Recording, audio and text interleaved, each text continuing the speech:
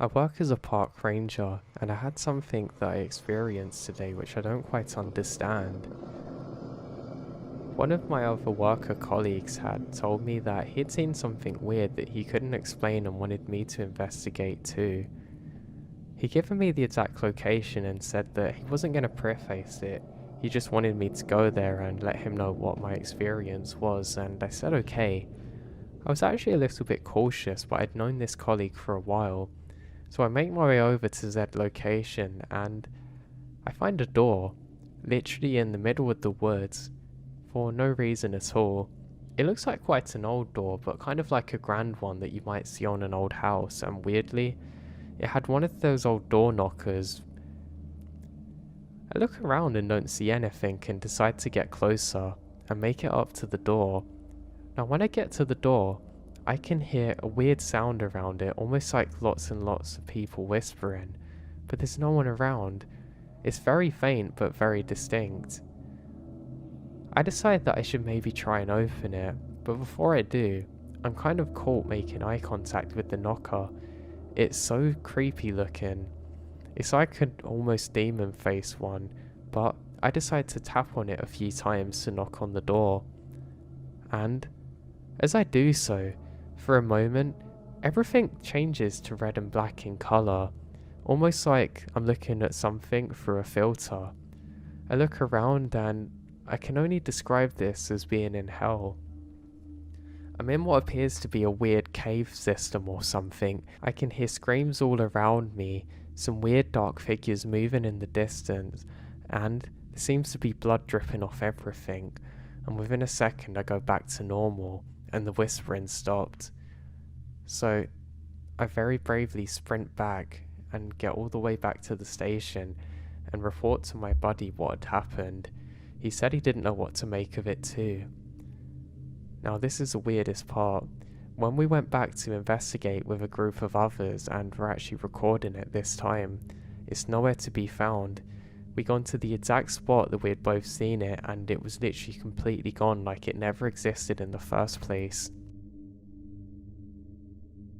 I found 4 crude gravestones as a child that dated back to the 1860s deep in the woods. Now they're gone and no one seems to remember. I don't have much of a story, and the title pretty much summarizes it, but I go to this area often as an adult, but nothing's ever there like before. I remembered when I found them and showed them to my stepmom and dad. I know I did, but 25 years later they act like they have no clue what I'm talking about, as if it was all a dream. The footers of the headstones would have suggested young children. I'm not even sure if this is correct, but I'm just looking for closure. I know what I saw it multiple times. I used to spend half the day hiking there, and I'd just sit there with them as a kid. I'd like to mark those kids' graves because I feel like they deserve not to be forgotten, but no one seems to remember.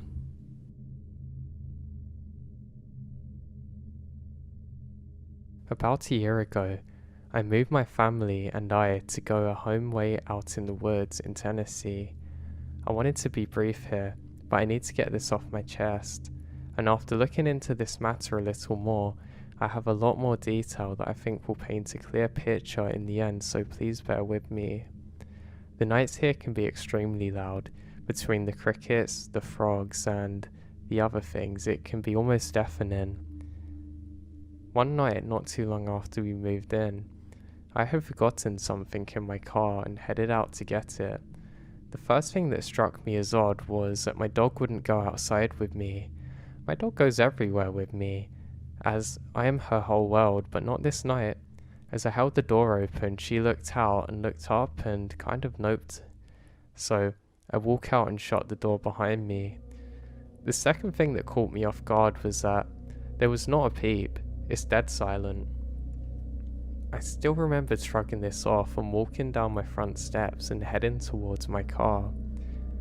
When I'd gotten about 10 feet from the car, all the hairs on the back of my neck stood up. I felt as though something was watching me. I looked around and see nothing. After I reached in my car for what I had forgotten to grab earlier, I had this feeling like something was moving towards me. I took a step back and checked around me. All of a sudden, I heard one of the hedges next to me that lined the walkway to our front door rattle. At first I thought it was a rabbit that I had spooked, as I'd seen one just earlier in the day. A few seconds later, I heard the sound of a large rock landing a few feet away from me. I hit the walk and bounced into the shrub. I drew my gun and called out and said, "Whoever it is, you're about to be shot."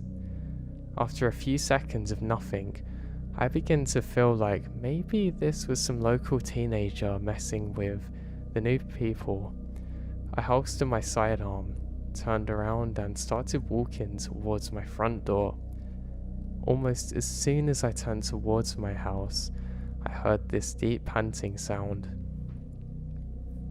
It sounded like a huge dog, but what made me note back to my front door was that it sounded like it's right behind me. I leaped up onto my porch, turned around and drew my gun again, expecting something right there, but there's nothing. A couple of weeks later, I was on my porch at night sitting on a bench with my wife. She just got up and walked in to get something, and as soon as she shut the door, I heard the panting sound again. I couldn't see anything, yet this sounded like it was right on top of me. The sound was coming from everywhere and it was loud. Again, I couldn't see anything, so I noped back into my home. Now at this point I was questioning moving here, but after nothing else really happened, I decided to let it go. A month or so later, it was a really rainy and stormy night. This is around 9 PM, and my wife and I enjoy listening to the rain and talking about how relaxing it is. Now me growing up in Oregon, I love the rain. And for the past 10 years, we lived in Vegas where it would dump the entire year's worth of rain, but suddenly be bone dry for the rest of it. For my wife, who grew up in Nevada, it was such a rare thing, and she loved going outside to watch it. So for us, this is actually an enjoyable thing. Except this particular night when things took a weird turn. As we're sitting there talking about how relaxing the rain sounds, my wife stopped me and said, "Do you hear that?" "No. What did you hear?"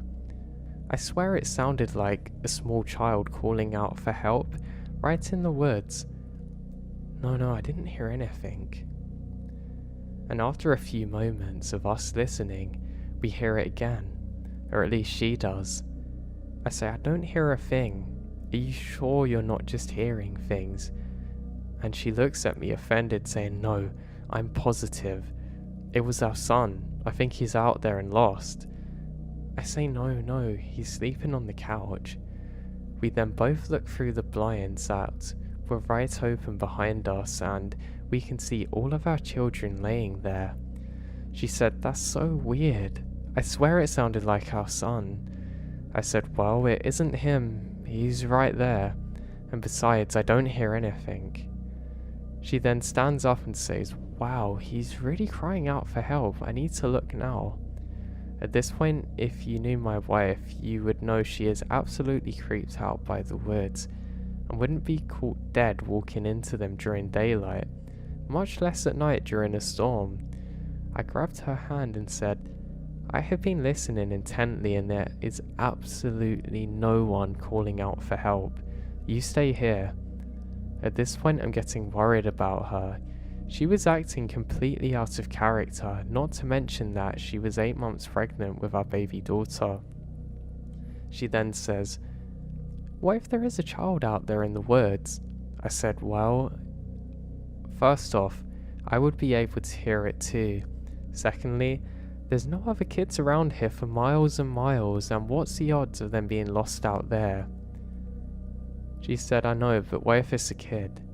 Before I could say anything, she stands up and starts walking towards the stairs. I jumped up and grabbed her again, saying, "You're not getting out there. I don't know what's going on, but you need to stay inside," and it thoroughly freaks me out. A few moments after this, just as it's getting dark outside, I heard the front door open and I get up to investigate. Now we have 2 twins who are 6 years old, and we have the door set up so they can't open it without us there. So to hear this sound, it could only be my wife.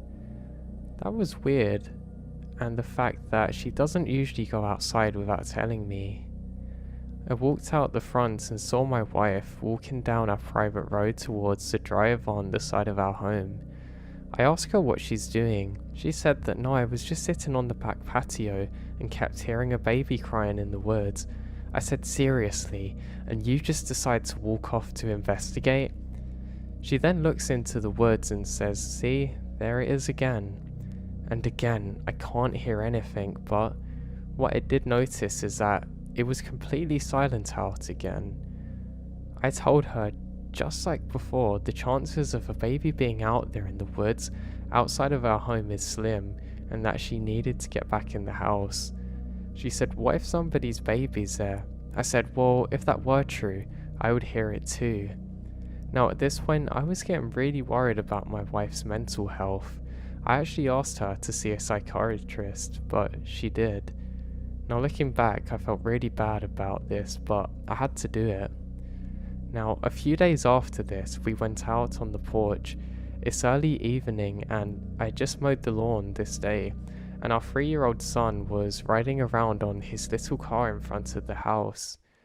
Now he knows that he's not to go outside of a certain area that we mapped out. He loves playing outside, but with the road behind 50 feet or so from the porch, we have to be careful. So we're always cautious, and as we're talking, we both keep an eye on him. A neighbour drives by and stops to say hello. The interaction literally took 8 seconds, as of them basically asking how we are and stuff. He then says he's going to stop by later as his wife got something for the kids. And we said, okay, great, and he drives off. I now look over to where that our son should be, and he's nowhere to be seen. I called out his name again and can hear his car on our side drive.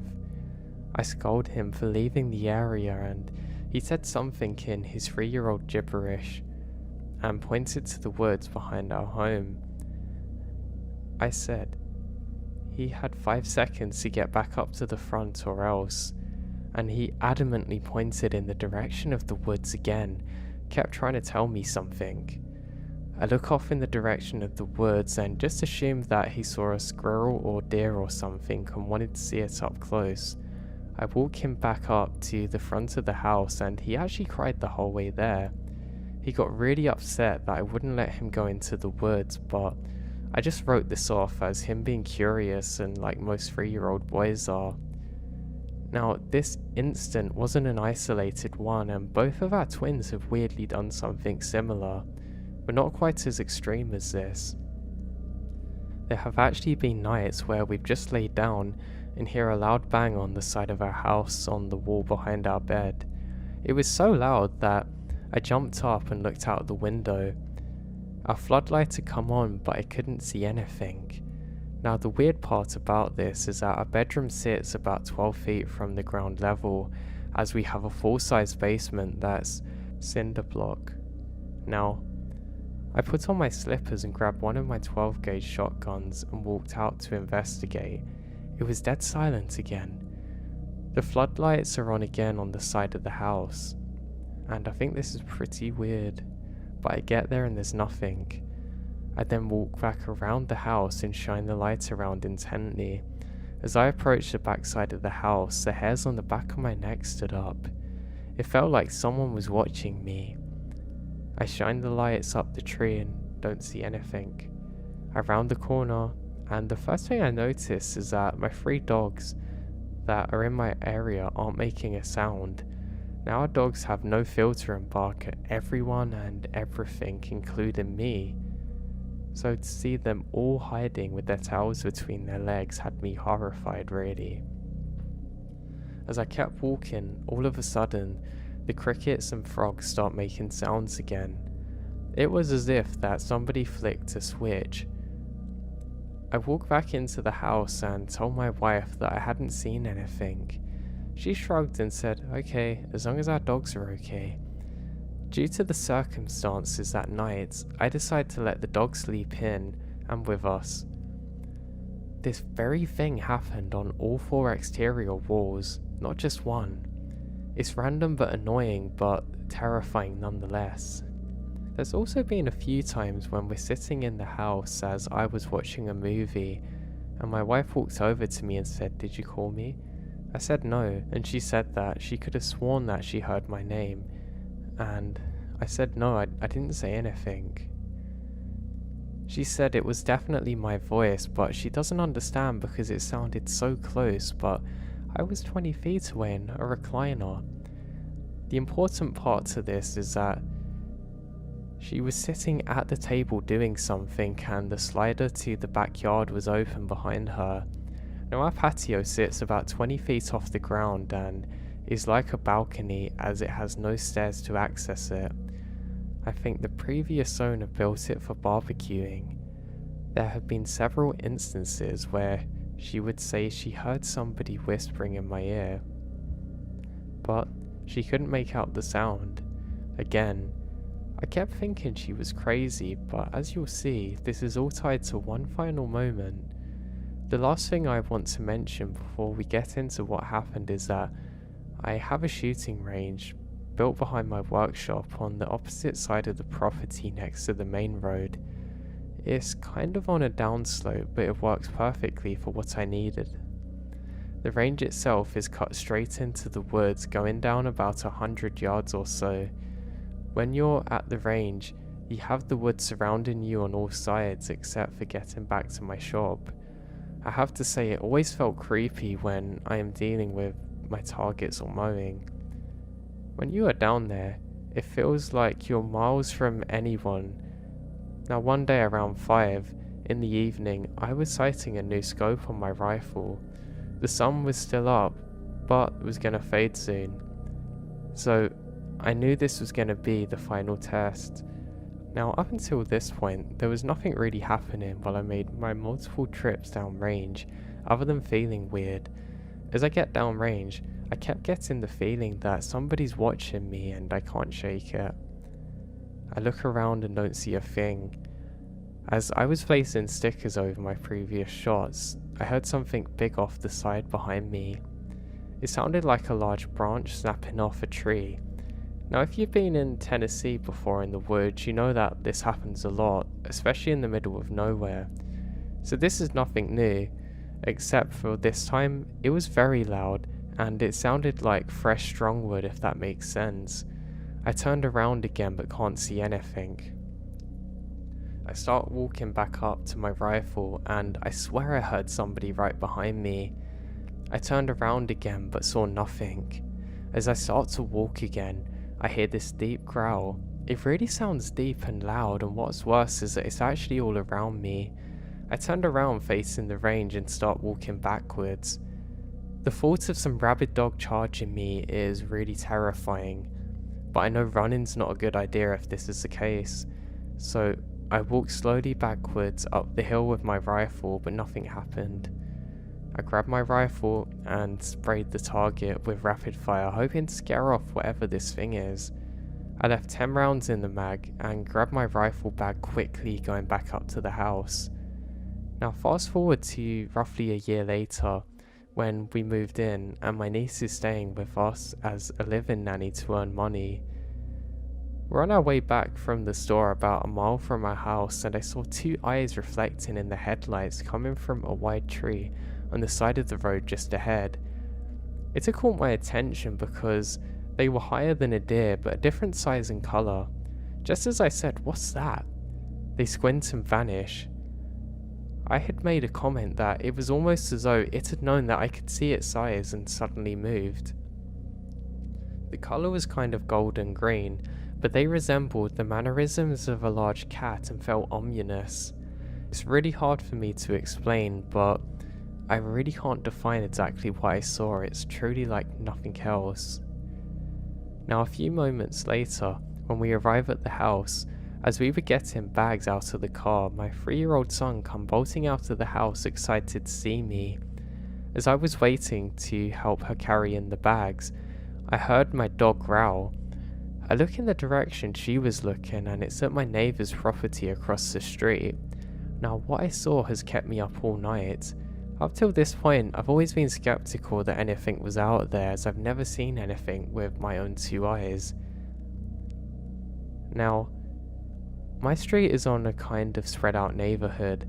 Each house actually sits on several acres, and at the end of our road is Kentucky Lake. Our neighbour's house sits adjacent to the house on an acre lot. Directly in front of my house is a wall of woods, and directly behind my house is several thousand acres which are untouched. As I was looking across the street to my neighbour's property, I see a large dark figure between the trees at first.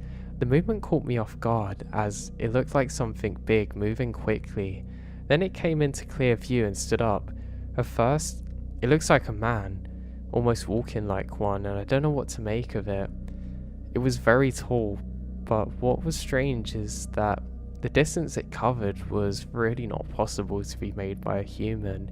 It was clearly walking quickly, but moving faster than anyone can sprint. More importantly, there's no sound. It was like it was phasing in and out of reality when it moved. I shout out, "What is that?" and realise that it's looking directly at us. It's moved at such a crazy angle that it's minimising its body now to not be seen so well, suddenly going silent. The hairs on the back of my neck stood up as I realised that whatever it is stalking us. I tell my niece to go in the house now, and I grabbed my AR-15 with a short scope and came back outside to see my niece still grabbing stuff out the car.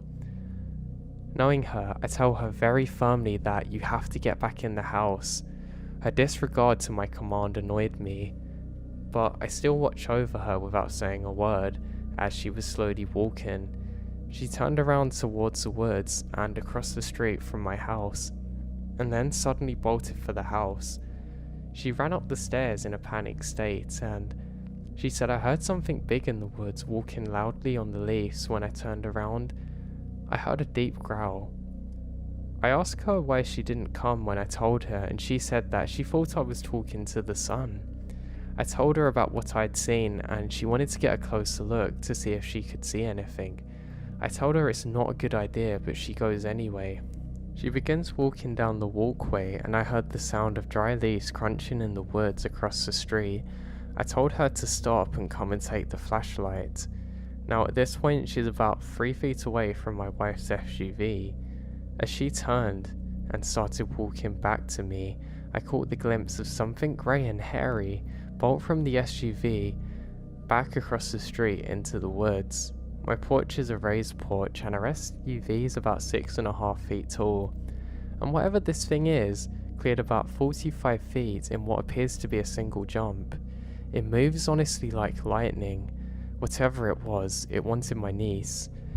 It jumped in front of the car and caught my line of sight and was waiting for her. Now for whatever reason, she still doubted my warnings and grabs a flashlight and walks back towards the car.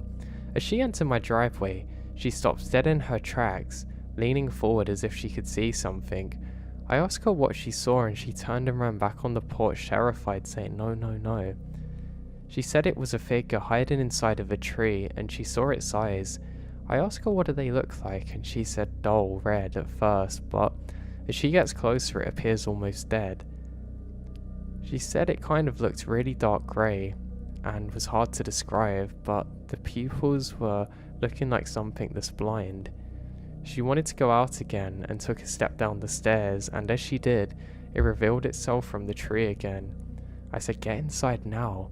I went in and locked the door and look and see a tall human-shaped being, looking really tall and ominous as anything. The next morning, we actually do a height comparison to the tree limb she saw it, and it must have been about 9 feet, and apparently its eyes are about 6 feet apart. At this point, I don't know what that thing is, and after doing some research, I think it was maybe a crawler or glimmerman. I looked to see if there had been any other sightings in my area, but none. More importantly, I swear it would phase in and out of almost like a shadow person or being. Now, I don't know what to make of this, and I don't know if this thing could communicate telepathically somehow, because it would explain how I always had a weird feeling and could hear things, or my wife would at least. Secondly, it has like a playback communication, so when I heard a dog panting, it was probably one of the dogs that this had heard and then replicated somehow, and the same again with some of my children. Now, it really scares me. I hate the fact that I've seen something like this. Now, the more I read about this thing, the more everything that's been happening over the past year makes sense. One thing I find extra convincing is that down the road towards the lake, there's a property that is barbed wired off and is a wall of forest with no driveway. A lot of the properties on our road is undeveloped owned land, and no one on these actually goes to live there, but there's a sign that says Screamer lives here, with an arrow pointing into the woods. Now I have to admit that when I first saw the sign I actually laughed, thinking it was maybe the owner screamed at trespassers, but now I'm not so sure. I have some stories to share. They're all true, but I don't know, I'll start with the weirdest one first. When I was like 5, my parents had bought a house with a large yard, about an acre back, and there's a forest. One day, my granny was babysitting me. I decided to run around the backyard and play. She went inside to go to the bathroom. I remembered something beckoning me to go into the forest. Just a strong urge, so I do. I didn't go in very far before coming across a perfectly circular area filled with flowers. The sun was shining on it through the trees. It was so bright, and they're all different colours. There was a buck standing in the middle of it staring at me. I was a little confused and it looks huge to me. I got a bit closer and it didn't run. It just watches me. I got so excited about the beautiful scene that I actually ran back to tell my granny. When I did, she was looking at me horrified, saying, "Where did you go?" I was looking everywhere and got worried sick. Apparently I'd been gone for a long time. I was confused. Now, regardless, I insisted on showing her what I found. She followed me into the woods and we went past where all the wildflowers were and some of the deers are. Now, we were exactly where I was, but it was gone. I swore up and down to tell her about what I found, but it just wasn't there now. I remembered being really upset and confused. To this day, I wonder if I walked into some kinds of portal or dimension. When I turned 13, we lived elsewhere, but I started having dreams about a single door in the middle of the woods. It was reoccurring for a number of years and really makes you wonder what's actually out there. Yeah. This happened a couple of years ago while I was still in high school and live feed cameras were becoming a thing. Must have been 2014.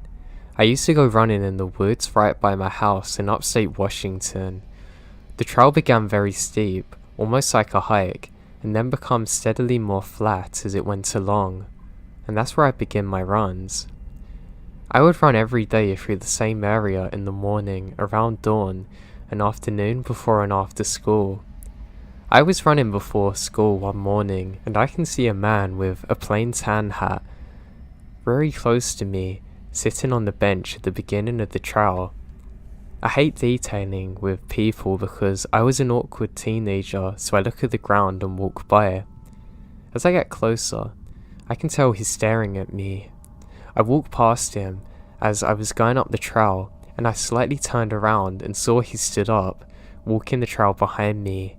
Keep in mind, the sun is barely coming up, so it's still mostly dark.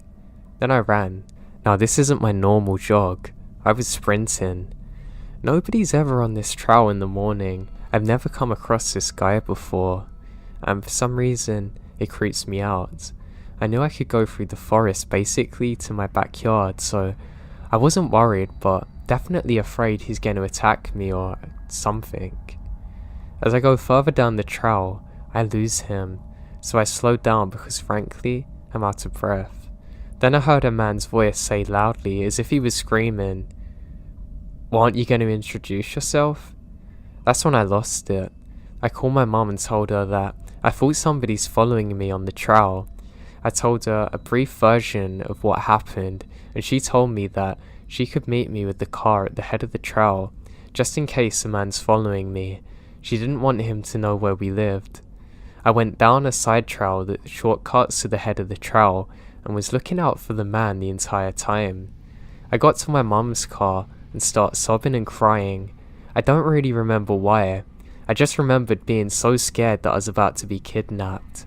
The rest of my day went normally. I went to school and all my classes like normal, forgetting what happened. The rest of the week was pretty normal until Friday. Right on my way home from school, I stopped at the grocery store, and on my way out, I swore I saw the man. I thought I was imagining it, so walked to my car and drove home. I didn't do much on the weekends. I stayed home and chilled with my family, smoked with my friends, and that was about it. I was up late with my friend Josh watching bad movie after bad movie. Then we start hearing something around 3 AM. I had some annoying middle school kids in my neighbourhood who are always doing pranks, so we ignore it. The knocking then transferred from the back room we're in to the windows by the front door. In the morning, I told my parents that my dad checks the ring camera. It was a man. There were multitudes of clips of him. First a couple of him walking past the camera as though he's going back and forth in front of the house to see if he can get in. Then a couple of clips of him stepping back and looking up as if he's trying to get into the upstairs windows from afar. These clips ended around 1:45 in the morning. Then around 3:05 he shows up again tapping on the windows and we could see him in the camera. At one point he stood back and realised the cameras are there and just stares into it. He did this a few times, and then at one point gets really close to the camera and whispers, "How was your run?" Smiles and turns away. My dad called the police and had them come to the house. He showed them the camera footage, but since we don't have cameras in our house or at the back, we can't even prove that he's freaking trespassing. I never saw him again. When the police checked back in the following month, they said they were sure that he saw the camera and got scared and that I shouldn't worry about anything. It was just horrifying though. I don't know what he was planning on doing, but the fact I was being stalked is what terrifies me. I'm a guy, so something like this has never happened to me since, or before this.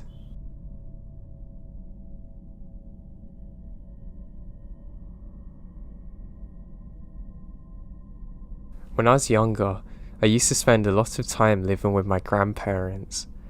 I like living with my mum and dad, but I can never resist going round there.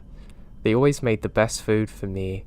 They had a really cool bedroom that I could hang out in, and I just really liked the vibe. There's also a really nice wooded area next to where I live.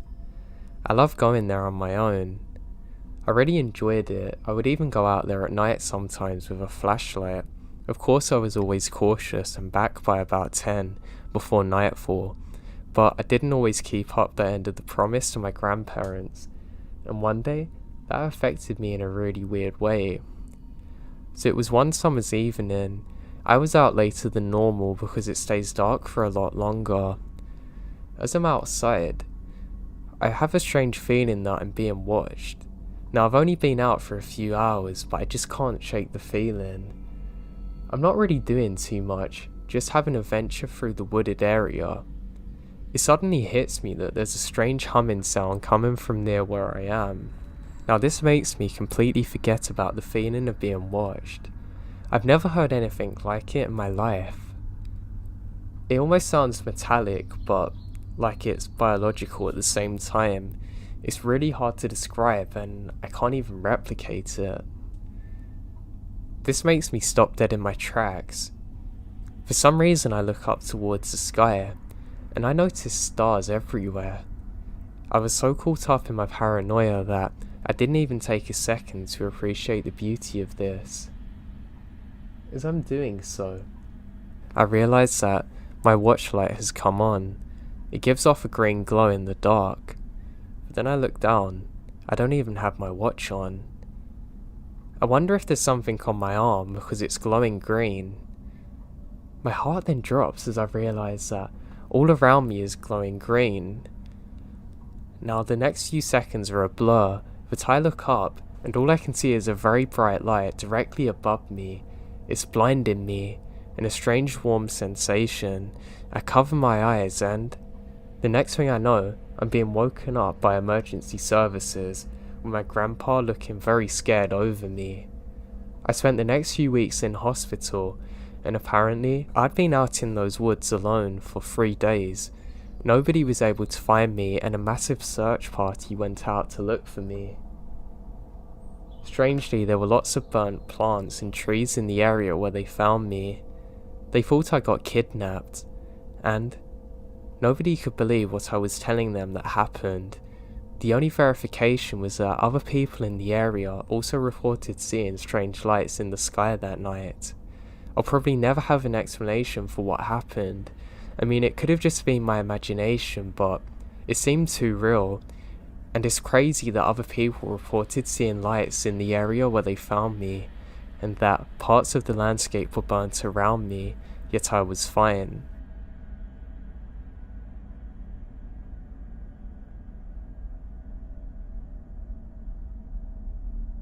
This event happened about 3 years ago during mid-July.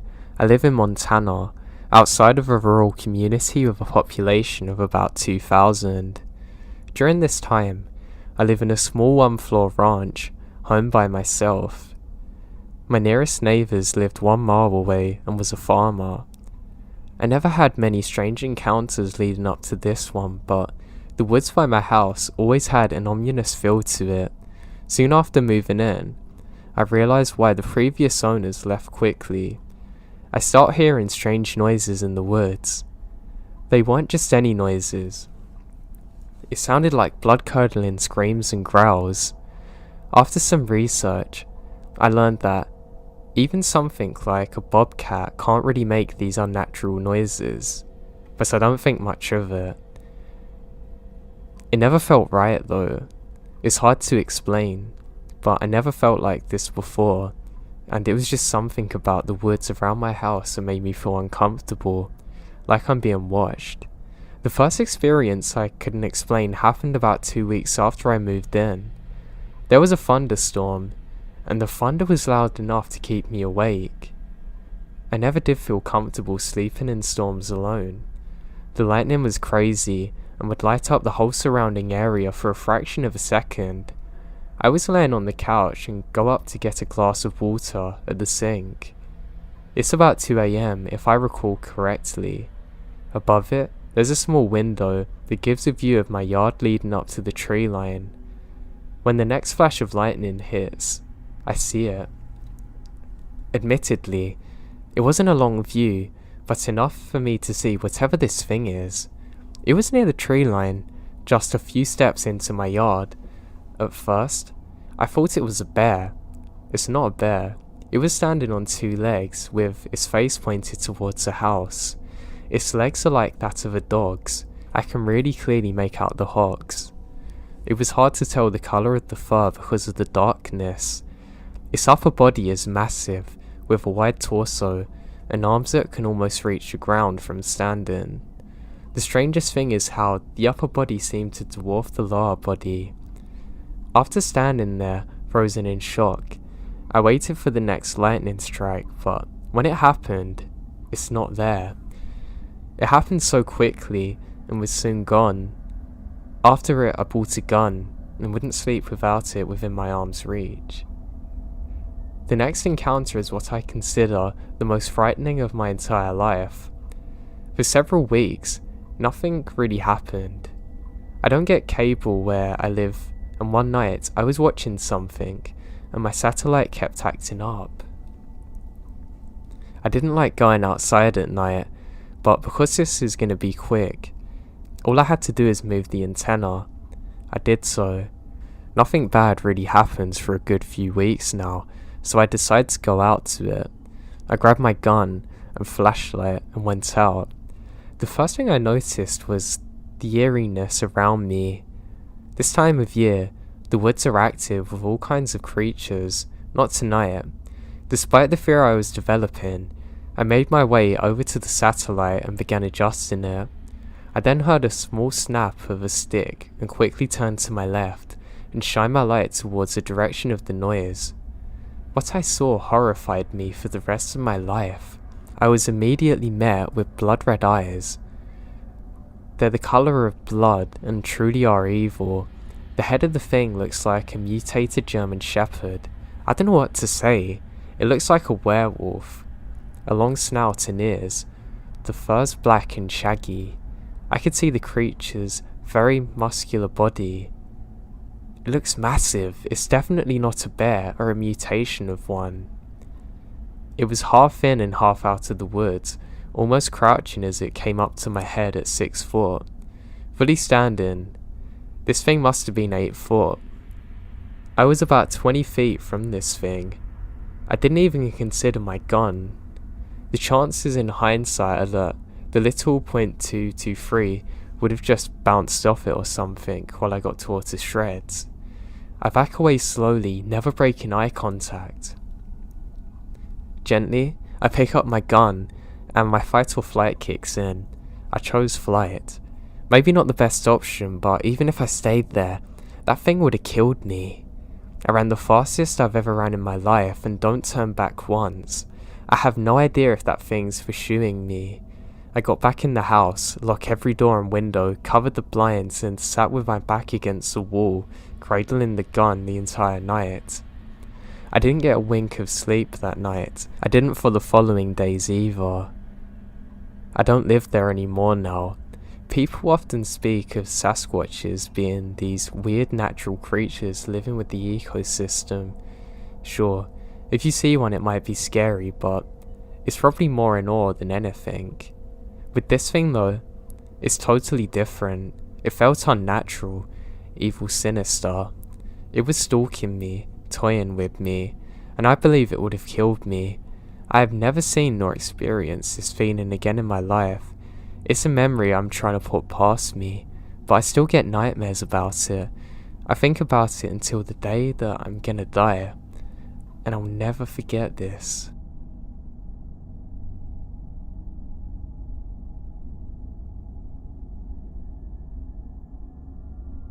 My dad told me about this incident that happened in the early 50s when he was a young child.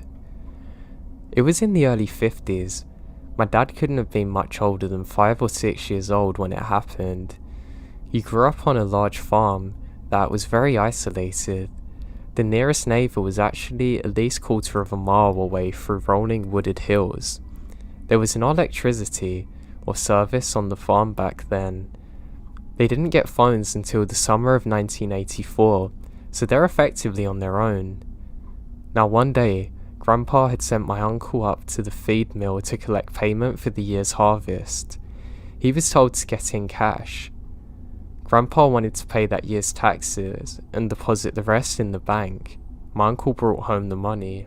Now on that particular night, at around 2 AM, they're awakened by a car parked on the property with its headlights aimed at the house. My grandpa rolled out of bed and crawled along the floor to my uncle and dad's bedroom and woke up my uncle. In almost complete darkness, they ran down the stairs. My uncle ran out of the back door and grandpa out of the front. My grandpa threw the door open and ran outside so fast he pretty much leapt over the back steps to confront the guy. The driver of the car was almost out of the way of the house. He saw my grandpa come in and my uncle close behind. He turned and hauled out of there. He made it into his car and he was trying to drive away, and my grandpa was grabbing the steering wheel trying to stop him. He managed to break loose and my grandpa chased him a short distance down the road, but he finally got away. At that point, my grandpa and my uncle noticed a second car at the end of the block speeding away. The intruders managed to get away for the night. Thankfully no one's hurt. The next day, my grandpa and uncle reported what happened to the sheriff, and they said if it happens again, do what you have to do to defend yourself. The next stop they made was to the hardware store to buy rifles, one for each of them. There was never a repeat of the incident, as my dad knows. That was an epilogue. That was at least 60 years ago. it was more than 30 years before I was born, and despite that, it's done more to form my views of self-resilience and home defense. More importantly than any Supreme Court cases stating the police have no duty to protect individuals. Now, life has taught me that you often have to defend yourself, and the people who don't are usually the ones that end up not here.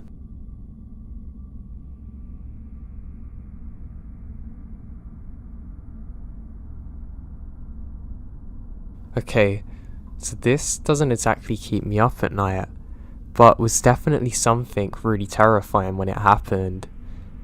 I got my first job in sophomore year of high school. My birthday is August 27, so I'm always either too young or too old. The importance of this story is, my mum and I don't get along.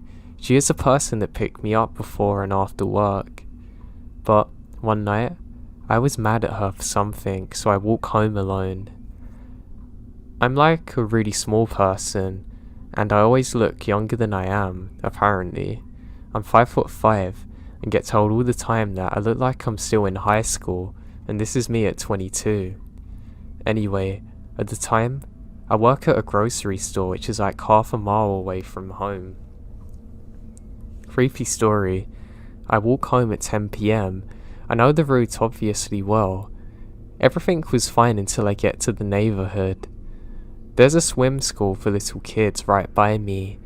Literally, the only business in my neighbourhood. This is important because on my walking trip, I chose to cut through the parking lot. I noticed a guy was walking maybe 100 feet away from me. I wasn't worried at all, so I cut through the parking lot and head through the wooded trees. And then I keep walking. I then look back behind me, and I notice the guy is still there. My brain, I went into fight or flight mode. This is because I knew I'd cut a corner, so he shouldn't be there. His arms were moving swiftly, and clearly he was coming at me with intent. I book it to my house, and I can hear him chasing behind me. The guy was big, even from far away. He looked over 250 pounds. I luckily made it back home alright, but I hate to think what would have happened if I didn't know the area, and if he caught up to me.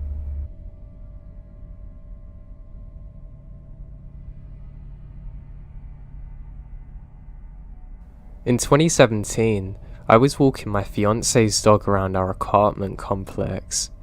It was pretty dark and pretty creepy on a good day at night, but this day it's just off. Something really didn't feel right, and I noticed a car slowly creeping down the way next to me. My gut dropped, and something in my said head run. So I did so. I got out of sight of the car and see it slowly crawl up onto the area next to me and speed up and drive off, scanning for me. Under normal circumstances, I would say it was paranoia. It wasn't a normal time. I live in Tampa, and at our time, our city was on edge because a new serial killer just popped up and already killed 4 people. His MO seemed to be killing random people in the early evening or morning by shooting them, driving by. Even though they're all in one area, the police had the part of the city locked down, assuming that he started in another area. Literally a few days after this, the police got the guy and it turned out he lived right down the street from me. I'm glad I trusted my gut because I'm pretty convinced I would have been his 5th victim.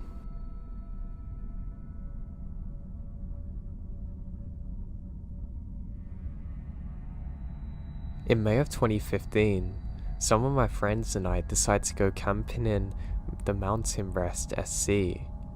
We left a little later in the day than we had wanted to do, so when we got to the road that cut into the mountains, it's already dark. While driving down the road, you can see other campsites because of the fires, but they're literally miles away from each other. We finally find one that nobody's at and pull up to it. The campsite is on top of a hill, and there was no room for our cars to be up there. We start to grab all the equipment off the cars and start to head up the hill to get set for the night. One of my friends and I start to look around for a good place to set up our hammocks. since it's what we chose to sleep in, and stumble across something that we wouldn't have seen in daylight, but completely missed because of the darkness. It was a large tree that had been cut down, as if to block vehicles going further in one direction. On the other side is a cemetery. It's unsettling at first on its own, because we're in the middle of nowhere in Southern Carolina, but even worse, we find out it's a mixture of Native American graves and Confederate soldier ones. This made for 2 interesting nights of camping. Each night, we would hear footsteps around our campsite, and there were no raccoons or anything around us. We then heard what sounded like a group of people talking, which is weird because nobody's around us. I was very confused by this and look up at the cemetery, and I see a group of shadowy figures. I was very scared and eventually went back to sleep. I never experienced anything like this since.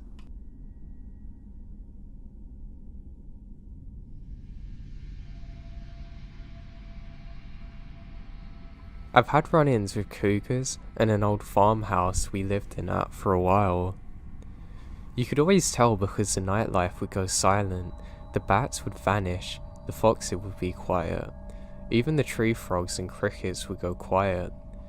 It started with nearby cows going out, then it was like a blob of audible darkness as everything hid from the massive cat. Now here's a creepier one. The same thing happens when big feral hogs are wandering at night. Same place.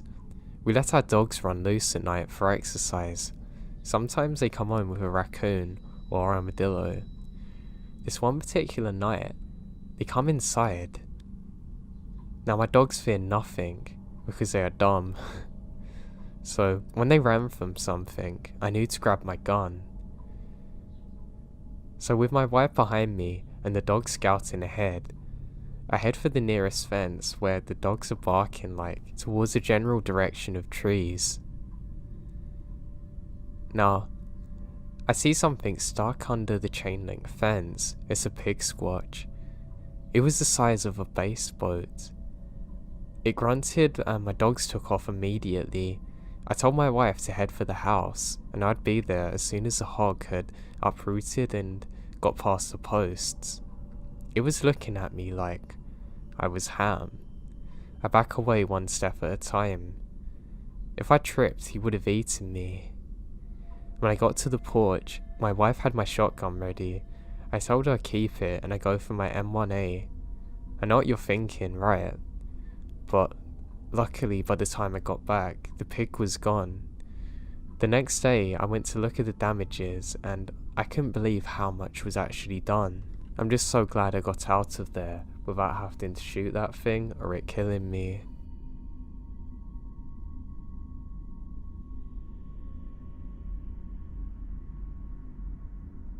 This happened to me a few days ago. I was at Eden Mill Nature Center in Maryland walking my dog. It was just before sunset, so the park was completely abandoned. No one car in the lot. This place has a few miles of hiking trails that's going through thick woods. On the first mile or so of the trail, you come onto a bridge that crosses a river. I have walked my dog here before, but for some reason, once we got on the bridge, my dog would not proceed to go across. He is a little dog, but has a very loud bark. Now at this point in time, he wasn't barking though. I was just standing still, staring across the 20-foot bridge. I went with my dog and proceed to wait and watch into the forest across the bridge with my hand on my pocket knife. Finally, after a minute or two, a gator, being a small farm vehicle, comes across the bridge. The guy, or whoever it was, looks at me and the dog real quick, then backs up to the hill. It was definitely weird. I turned back quickly towards my car. The fact that the dog would not move across the bridge makes me think something was really off with the situation. If you know Eden Mill Park, then you know that after the bridge is a long pathway completely covered in dark trees. If my dog didn't stop me, I would have been halfway down the trail, alone with that guy behind me blocking the trail. It may have been nothing, but the fact that my dog behaved that way makes me think differently. He's never done that before. It really changed my view on dogs. They really seem to detect things that aren't right.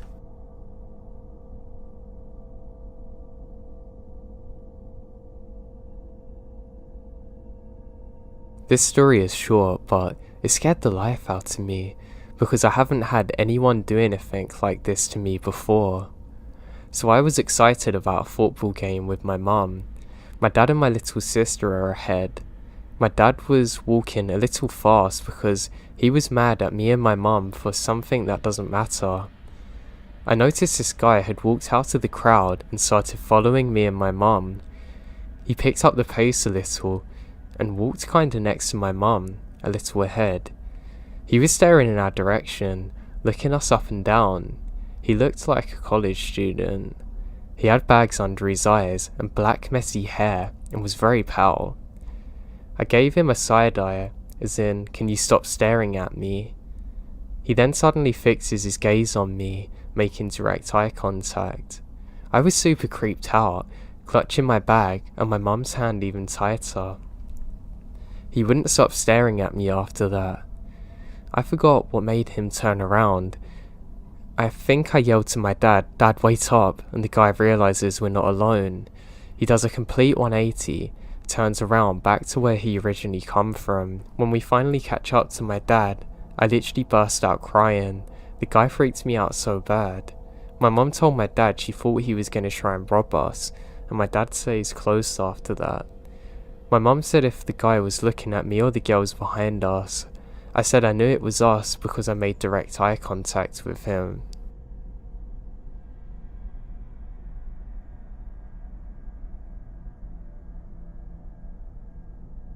I have somewhat of a strange one. I went hiking on the Pacific Crest Trail a number of years ago. It wasn't the whole trail, but a 20-mile section of it. I'm with around 10 or 11 people, and we're very new to hiking except for the leader. I signed up through high school, and it was an extracurricular to hike somewhere. Anyway, about halfway through the hike, we see a beautiful lake at the foot of a mountain, about half a mile off the trail. It was gonna get dark in about an hour and a half, and there seemed to be some good spots to set up camp right next to the lake. We decided to go for it and set up. The north end of the lake led straight into a small mountain with a little white cap, and just to the south sat a cluster of boulders, about the size of a dump truck. The boulders were easy enough to climb, and provided a nice place to chill that was just far enough away from the lake that the mosquitoes are not absolutely over the top. As the stars began to shine and the sun set, I laid atop of the boulders staring into the sky looking for shooting stars. There were 2 other kids on the boulder with me, just chatting back and forth. I wasn't paying attention to what they're saying because the stars were so bright it was beautiful to watch. Then suddenly, a greenish glowing lion creature appeared in the sky, just like it morphed into reality.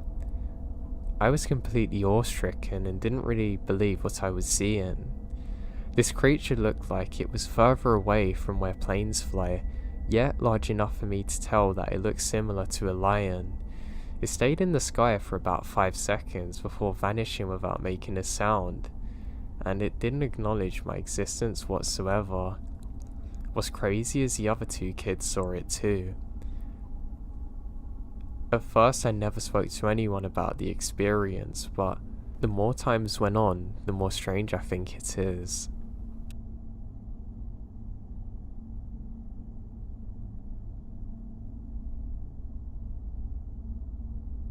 My dog and I heard a really spooky noise this morning from around 6 AM. It's very foggy out, and she didn't want to go outside, so I coaxed her out with treats, and her fur was all puffed up, and she was shaking and went back inside. I wonder why she's so afraid, so I pick her up and carry her into the yard.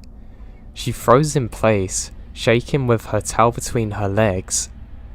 Then I heard this really strange sound coming from the front lawn near the woods. It was a creepy bird noise, but also not quite like a bird. Like when somebody blows a blade of grass making that shrill sound, or a Zippo lighter. I've never been so petrified in my life. I told my dog, let's go inside, and we both rushed inside up the stairs. She was shaking. I got into the room, and I'm crying. Just silent tears though. I was so afraid. I've never experienced this before. It wasn't like any animal I've heard before or even found online. I seriously hope it's an animal, but I live in upstate New York, right near northern PA. It's 12:30 now, and I'm trying to fall asleep, but I'm too scared to.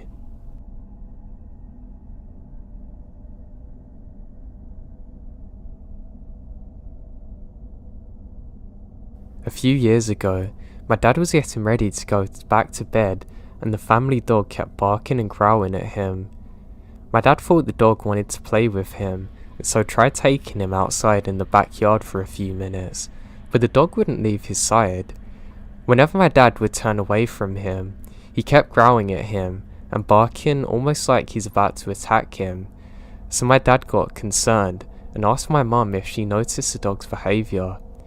My mum kept trying to figure out what was wrong with the dog, and when my dad suddenly fell and passed out, my mum called 911, and they told her that my dad was having a heart attack.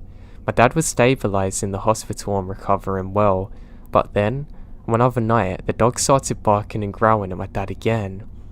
They took him to the doctors, and sure enough, he was having another heart attack. They were able to treat him and discharge him from the hospital 2 days later. Dogs definitely know when something is wrong and can really be life-saving.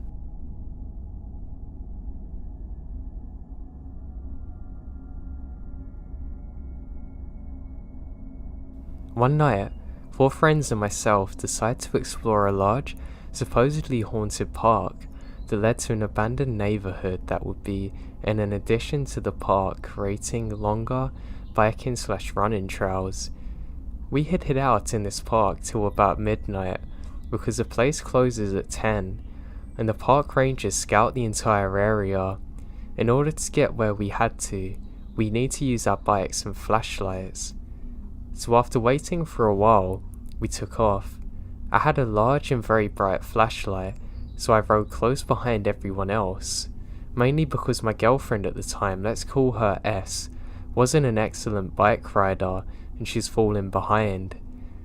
We went far into this park down a trail until it ended. We had to get off our bikes and walk until we hit an abandoned road that's soon to be turned into a new road. We reached the abandoned neighbourhood, and it's just as creepy as we think it's gonna be.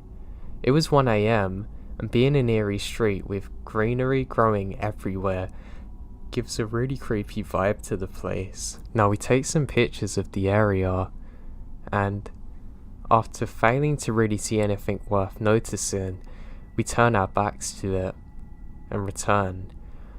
Now on the way back, there's a bridge that we cross that's not completely finished. There was a wide opening to go down under the bridge and a curb to hop on because it wasn't paved onto the abandoned road yet. So my girlfriend did not see the curb to hop on it and hit it, stumbling off her bike. I was behind her holding the flashlight and almost fell off myself, but I caught myself in the end, and I shined the light straight down to the bottom of the bridge. Suddenly, I see an extremely pale girl with red hair wearing a dirtied white dress, sprinting under the bridge. However, I only get to look at her side. No way! Was the next thing I heard S yelling on her bike on the other side of the ridge. She was pretty frantic, but I wanted to make sure that whatever she had seen matched what I had, and she described it perfectly to what I saw. I thought maybe it was some girl in trouble and that maybe we should check it out, but she grabbed my arm and said we need to get out of here. When she saw where I shined the flashlight, she was able to see her face, and apparently she had blank white eyes and she was staring straight back at her. we still have no idea what we saw to this day.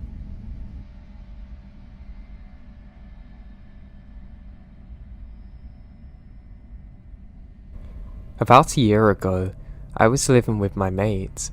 I stayed in a ground floor flat that kind of sits in a cul-de-sac and is a bit of a pain to walk to, kind of detached from the community. The only times I felt completely secure are during sunlight, depending on the time of year. The block of flats sits kind of in an L shape. Our entrance sits kind of on the side of a 90-degree angle. Inside the main building, there's a flat either side and stairs in front. The immediate entrance to the hall is very dark. It really feels like the lights choose when not to work. The flats are very basic: a hallway, 2 small double doors, a bathroom, decent living room and a small kitchen. The hallway is quite long and the living room is at the end of it. Both bedrooms face each other, so we can walk from our doorways, if that makes sense. Now we live near a forest and it's about 11/11:30 at night, and my flatmate was in her room, presumably asleep. She had a habit of leaving things unlocked and I had to make sure everything is locked up before I head off to sleep. But she'd gotten better and normally at least had the chain on the door. If it wasn't locked, she always goes to bed early, so it's weird. I was in the living room and decided to grab a pint of water before heading to bed myself. I went into the kitchen, which is attached into the living room, switching on the kitchen light and filling up a glass. The car park in front of the flat is also very dark. I remembered feeling eerie. I don't know why, I just sometimes get a feeling that something is off, kind of like the feeling that I'm being watched. Anyway, I had a couple of sips and filled the glass a little more and had to go back out the kitchen when the front doorbell went. I froze. I didn't even know we had a doorbell. About 10 seconds passed before the letterbox was hit twice and my stomach sank. I felt trapped in the kitchen. Now some important notes. If you step out of the kitchen, it puts you into the perfect line with the hallway. That's if the living room doors are open, which it was. 2. Our front door had a bloody window so you can see the silhouettes of anyone outside or in. I grabbed my phone and called my mate who was in her room, right next to the front door. We both whispered to each other, "Did you hear that?" Both thinking we've misheard it. We had to whisper because the walls are like paper in the flat, so you can always hear people coming and going. She come to the bedroom doorway but couldn't go forward because then she'd be in direct sight of the window. I edged my way out of the kitchen, keeping flat against the wall, eventually sinking to the floor, texting her now because we're both close to the door and they can hear us. Another thing you should probably know is that this person must have been buzzing on other flats trying to get in the building, but didn't buzz ours, so I reckon they saw me in the kitchen window. I'm a pretty ordinary looking 120-pound girl. Lying in my kind of army crawl, I saw the silhouette of a tall, broad, bald man. It could only have been a man. He chapped at the letterbox again, but just stood there. Terrified, I mouthed to my friend, "Did you lock the door?" And she said no. The chain wasn't on either. Now or never, I supposed. I crawl as low as I can to the bedroom, crawl to the desk, grab my keys, crawl to the door. It's only about a meter, and frantically shove the keys in and twist it, at the same time as putting the chain on. This is noisy. He obviously noticed, hitting the letterbox again, trying the handle as desperately as he could. Terrified to stand up, my mate put her head out of the room to see if we were cool and he wasn't there anymore. I'm kind of half stoned, half asleep, and she reckoned just to go back to bed. Something nagged me though really bad. Remember how I said we could hear people coming and going really easily? Well, it was eerily quiet and not once did either of us hear the building to the main door open or close. This was someone in the building. We had one person across from us, two above them. Two of the flats are students, and neighbours across was a 90-year-old woman. There were a couple of short, long-haired, chill guys. Nobody we knew matches the description. I stayed up until I couldn't anymore, texting mates, jamming my room door shut, getting the hockey stick near me. I realised about a month after this that the service button to the front of the main building was actually broken, and anybody could come in if they pressed it hard enough. I still think they saw me in the kitchen and decided to try their luck. This could have easily been a complete different story. Make sure you always lock your doors and double check no matter how safe your area is. We literally have no idea to this day who that was or what they wanted. I'm just glad they didn't get in.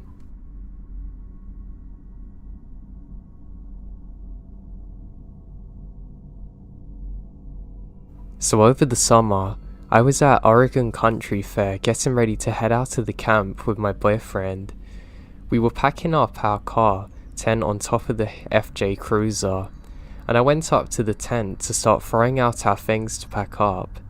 The metal ladder's slippery and had no tape grip on it, and I was wearing socks. While climbing out of the tent, I fell 7 feet straight onto my head. My boyfriend dropped everything, rushing to me asking if I'm okay. I said I'm fine, just my head hurts. Of course my recollection of this is very blurred. He told me sit down in the car, and I was getting upset that he wasn't letting me get up and help him pack.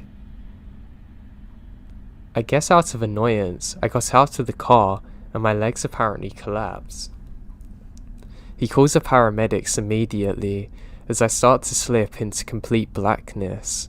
I don't remember much else, which is where the real story begins.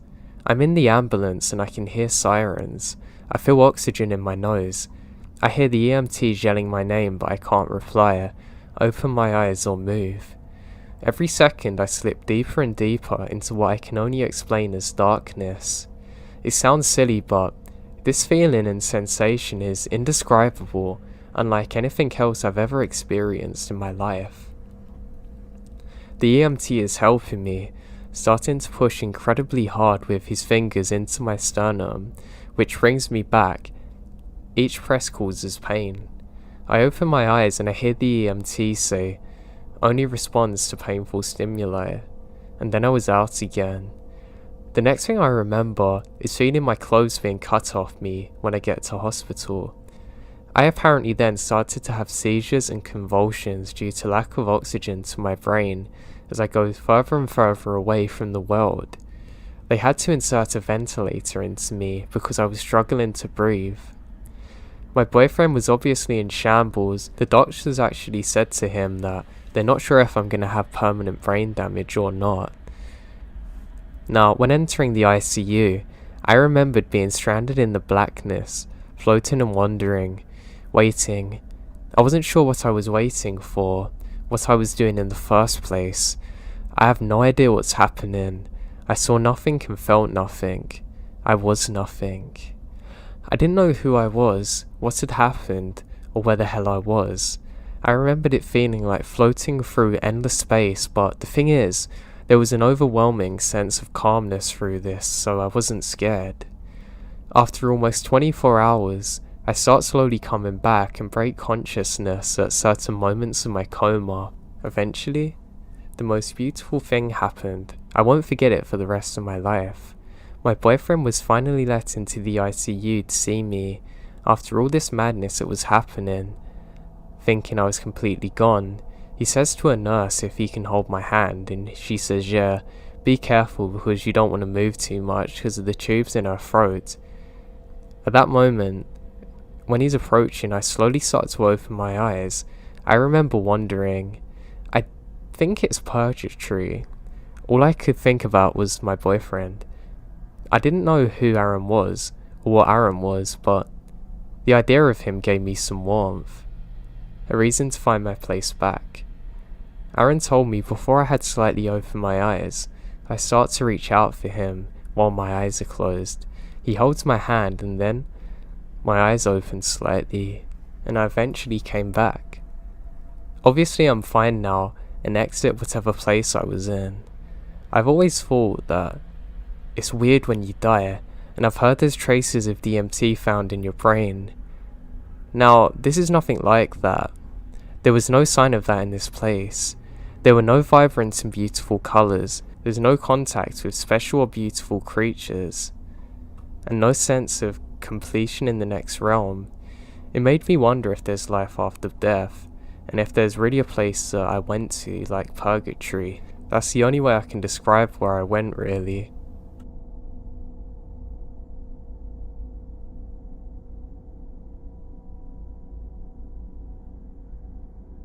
This happened to me in a group of friends in the fall of 2005. We're really into checking out old abandoned buildings and such.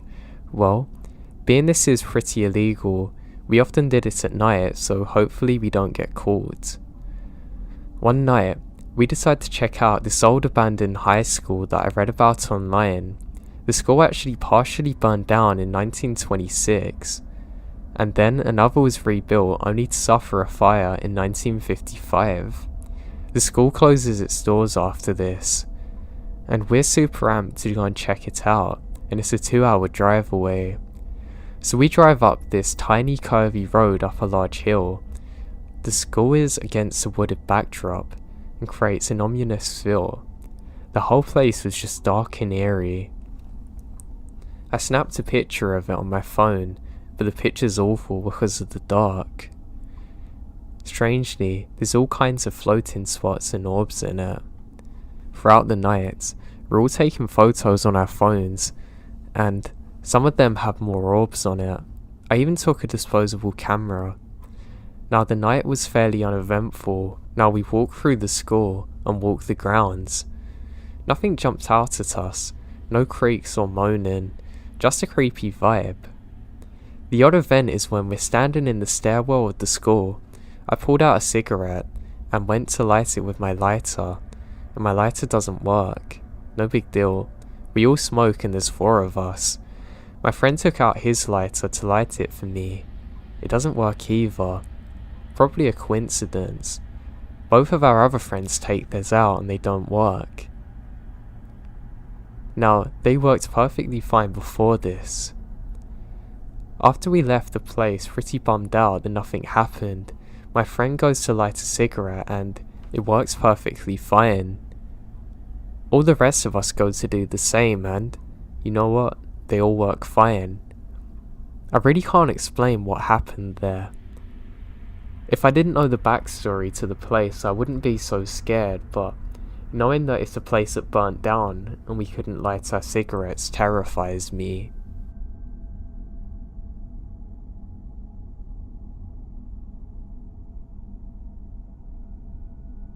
I want to tell you about an experience me and my brother shared about 2 years ago. So, we were deciding to go somewhere haunted during the day. There's a cemetery in Santa Cruz we decide to check out. We go in and walk around and find nothing out of the ordinary and decide to leave. The cemetery is on a supposed haunted road that leads off into the woods. The road is said to be haunted by a lady in white that tries to hitchhike into your car. I'd forgotten about that fact until after the day. Okay, so along this road, we're driving down. It leads into a forest area, a couple of miles down from the cemetery, where you can pull into the side of the road and walk along the hiking trail. So we decide to hike this trail because I completely forgot the road was also haunted, so I wasn't even looking for the paranormal. Anyway, we start hiking this trail in the afternoon. 10 minutes into the trail, we stumble along an abandoned train track and barely standing bridge that the train used to use. It looks cool, so we decide to go down the hill right by the bridge that lets you go under the dilapidated bridge. We go under there and just mess around, looking at the cool architecture. After we had our view, we start backing up to the little hill that leads into the trail. When we get to the top, we're a little exhausted because the hill is kinda steep, and you have to use trees around you to climb up. So as we're standing around back on the trail, we both notice something out of the ordinary. We can hear a voice. Now, like a grown man shouting and screaming angrily. When I say angry, I mean mad. Like, murderous. We quiet down, and I can tell the voice is very far away, almost sounding like it was in the mountains around us, sounding more than 500 feet away for sure, and we look at each other like, the hell?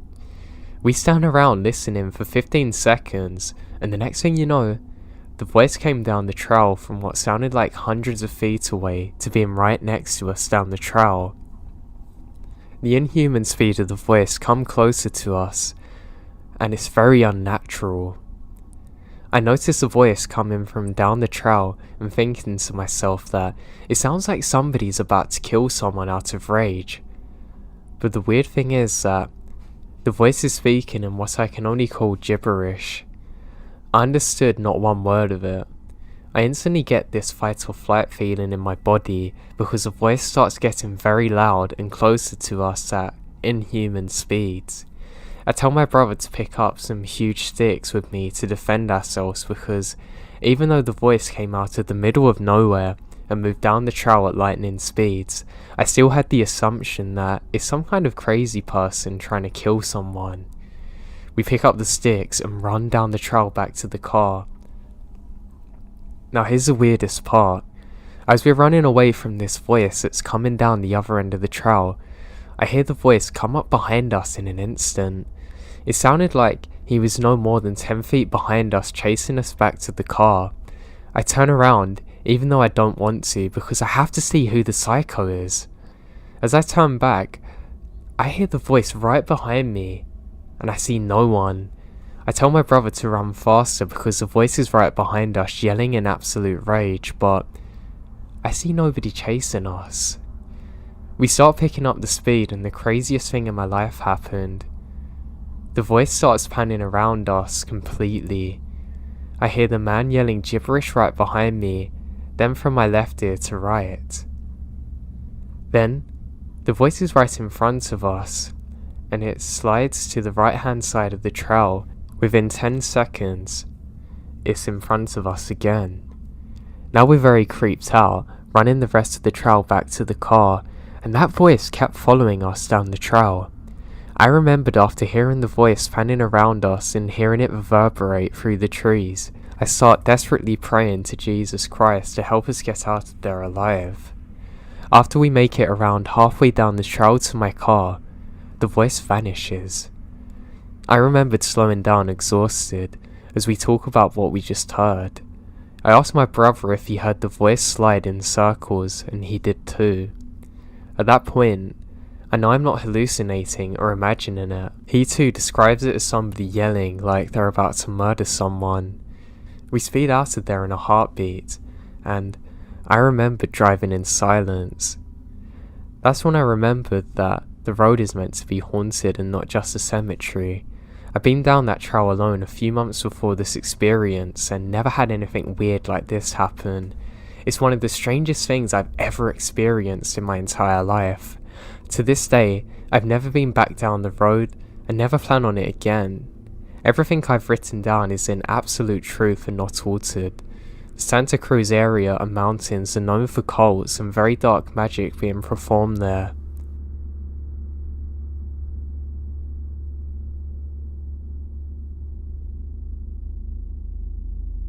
So it was in a convention in my city, and I was waiting for two friends of mine to arrive. It's not the biggest convention, but nothing was very small to be said. There's a lot of sponsoring, a lot of people, and a lot of loud noises and colours. I'm sitting at the entrance, in a spot where you can't really be seen by anyone. Now, after about 15 or 20 minutes of waiting, I grab a smoke and just chill, thinking it couldn't take any longer for them to arrive. From my left side, 3 men walked towards me, one looking me straight in the eyes. At this point, my alarms were already ringing in my head. I thought that maybe he just wanted to ask me for a cigarette, as I'm never the kind of guy who doesn't share a smoke with strangers. 2 of them were staring directly at me, and one said, "Hey, little girl, you got some change?" said the one next to me. Now I'm a 24-year-old male, but by not growing out any of my facial hair, having long hair, I can be mistaken for the other gender. I was like, sorry, I've got nothing on me. Which was the truth since I never had any money on me, only card. They then said, show me your wallet. I don't believe you, in an aggressive tone. Things are getting real now. I prepare my mind for the worst. I say, no, sorry, I can't do that. I can spare you a cigarette, but I'm not showing you my wallet. He agreed and said, do I have free smokes? I thought for him and his friends. As I was searching my pocket, he pulled out something, slowly getting towards me. Call it lucky, but I turned my head to him and saw a freaking needle which he tried to move towards me slowly. I'm gonna use this, girl. You're gonna change your mind. I literally jumped up out of the bench, pushing the two dudes away from me. Maybe they were surprised that I was able to move so quick, and it made it alright to get away. No, I'm not doing that, was the last thing I screamed at them as I ran away. I walked to the convention line very quickly. I bump into the security guard and tell him exactly what happened. He looked at me angrily, jumped over the barrier and said I'm gonna kill them, before he sprinted away into their direction. This happened to me a year ago, and I still don't know what happened to them. I honestly don't know how to explain this strange handwritten letter I received last week.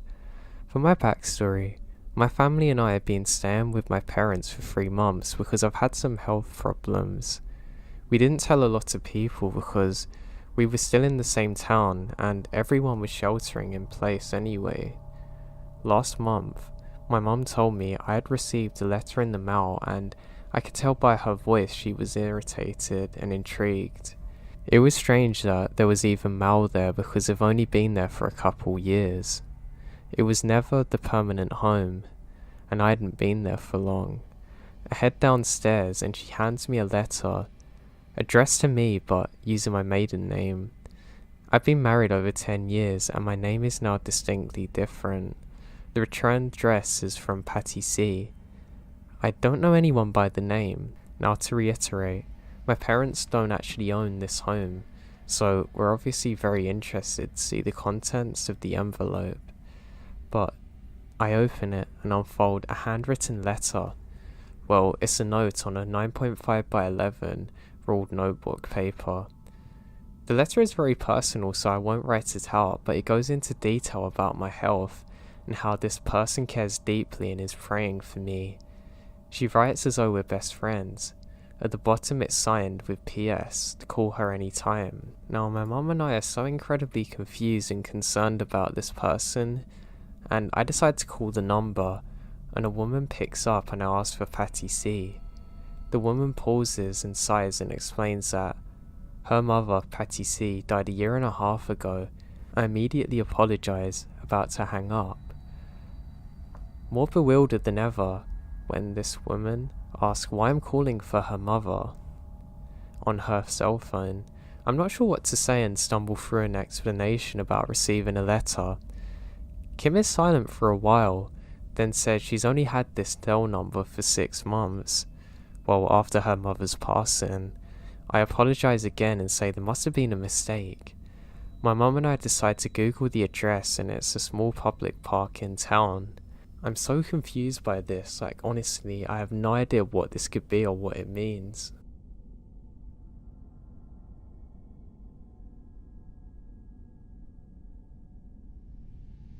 Back in the late 80s, I was in college and lived in a dorm room. I never owned an Ouija board, but if someone had one, I'd either watch or participate. To be honest, this was one of the first times I used one. I had a question for the board. My grandmother had my father when she was young and single. That was a big deal in the late 1930s. When she found out she's pregnant, she ran away from home, dropped my father off at her parents' house when he was 6 months old and left, coming to visit less and less frequently. By the time he was 5, she never come back at all and disappeared. So my father was raised by an aunt, never really knew his mother, and didn't have any idea who his father was. By the time he's in his late 40s, he wanted to find her. Lots of dead ends, and this was frustrating. Anyway, that night, I asked the board if my grandmother's alive and it said yes. I asked if she lives in my home state, the board said yes. I asked if she lived in my hometown and it said yes. I say what street she lived on. It spelled out the name of a street. I'll just call it Washington Street. The real name was very uncommon. Now at the time, I wasn't really sure if there was a Washington Street in my hometown. Turns out there was. No, Grandma didn't live there, but 2 years later, my father found his mum. She lived in my home state, in the town of Washington. It wasn't the street name, it was the town name. But how messed up is that? More than 30 years later, I still have no explanation for this.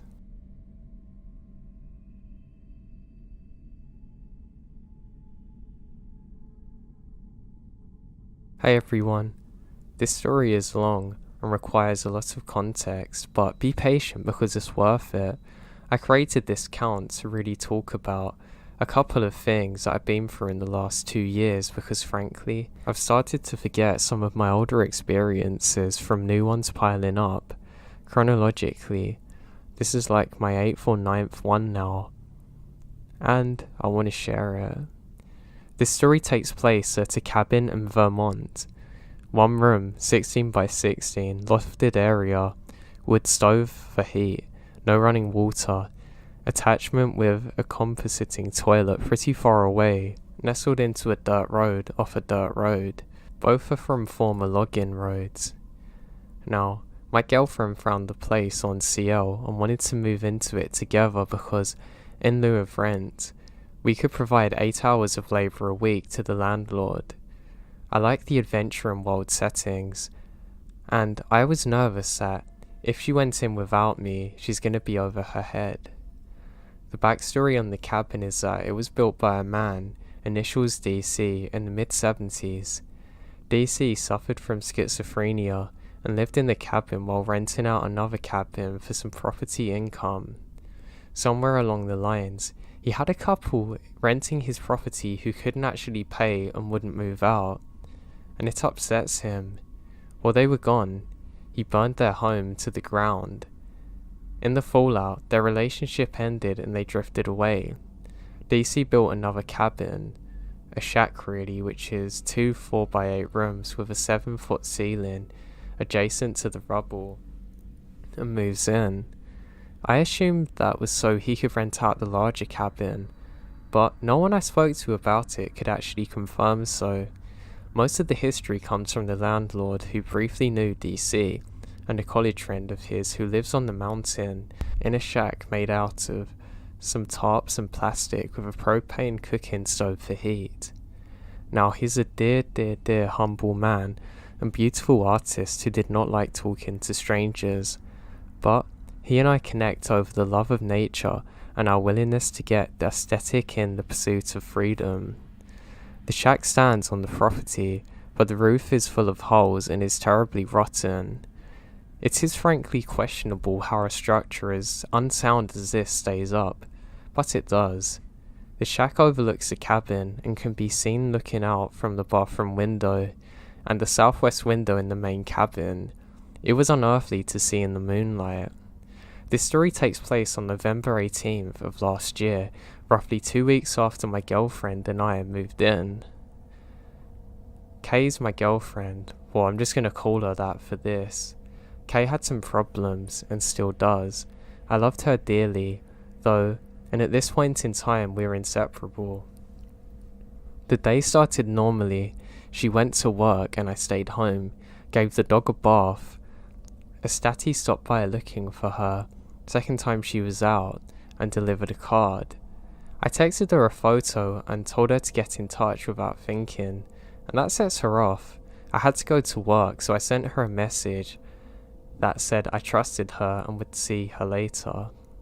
I went to work with the landlord, a mean old POS of the bad yogi variety, and left my phone in my coat. We were bucking logs and splitting wood, which was warm work that day, as the old saying goes, so I tossed my coat to the side.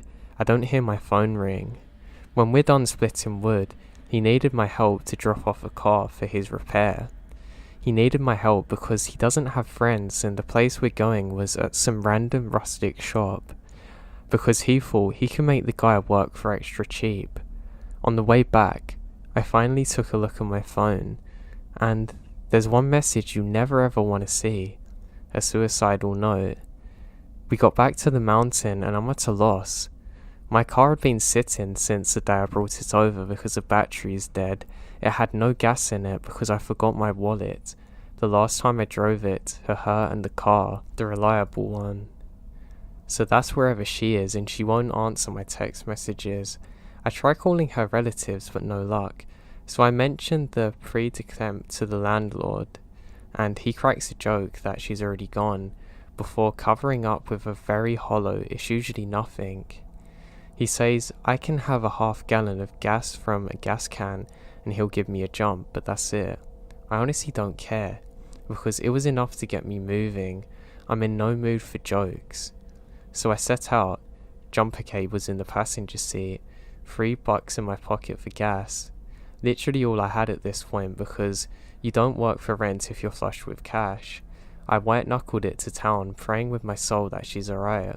I drove all the way over to the spots with no luck, and went to the bar where her sister works to try and find her. She wasn't working, so I gave the bartender my number and say to reach out if he sees her and that it's urgent. Then I went to Kay's work and asked how she was when she left. Her employer told me that she left bitterly, swearing that she was going to end it, but she hadn't done anything because it didn't seem important. Now I'll let that sit there for a moment. Then a glimmer of hope. Her sister had heard from her, a single text message with the letter S. After roughly 5 hours up against it, we knew she was still breathing. You can't imagine the relief I felt, so I went home to wait, kept on texting her encouragement. Night fell and I was in the cabin alone waiting.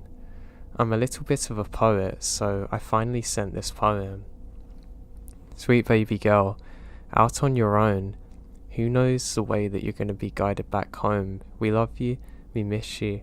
Our beating hearts have flown out from our cheeks to seek our missing one. She then came home, half an hour later, staggering through the door, falling into my arms, sobbing.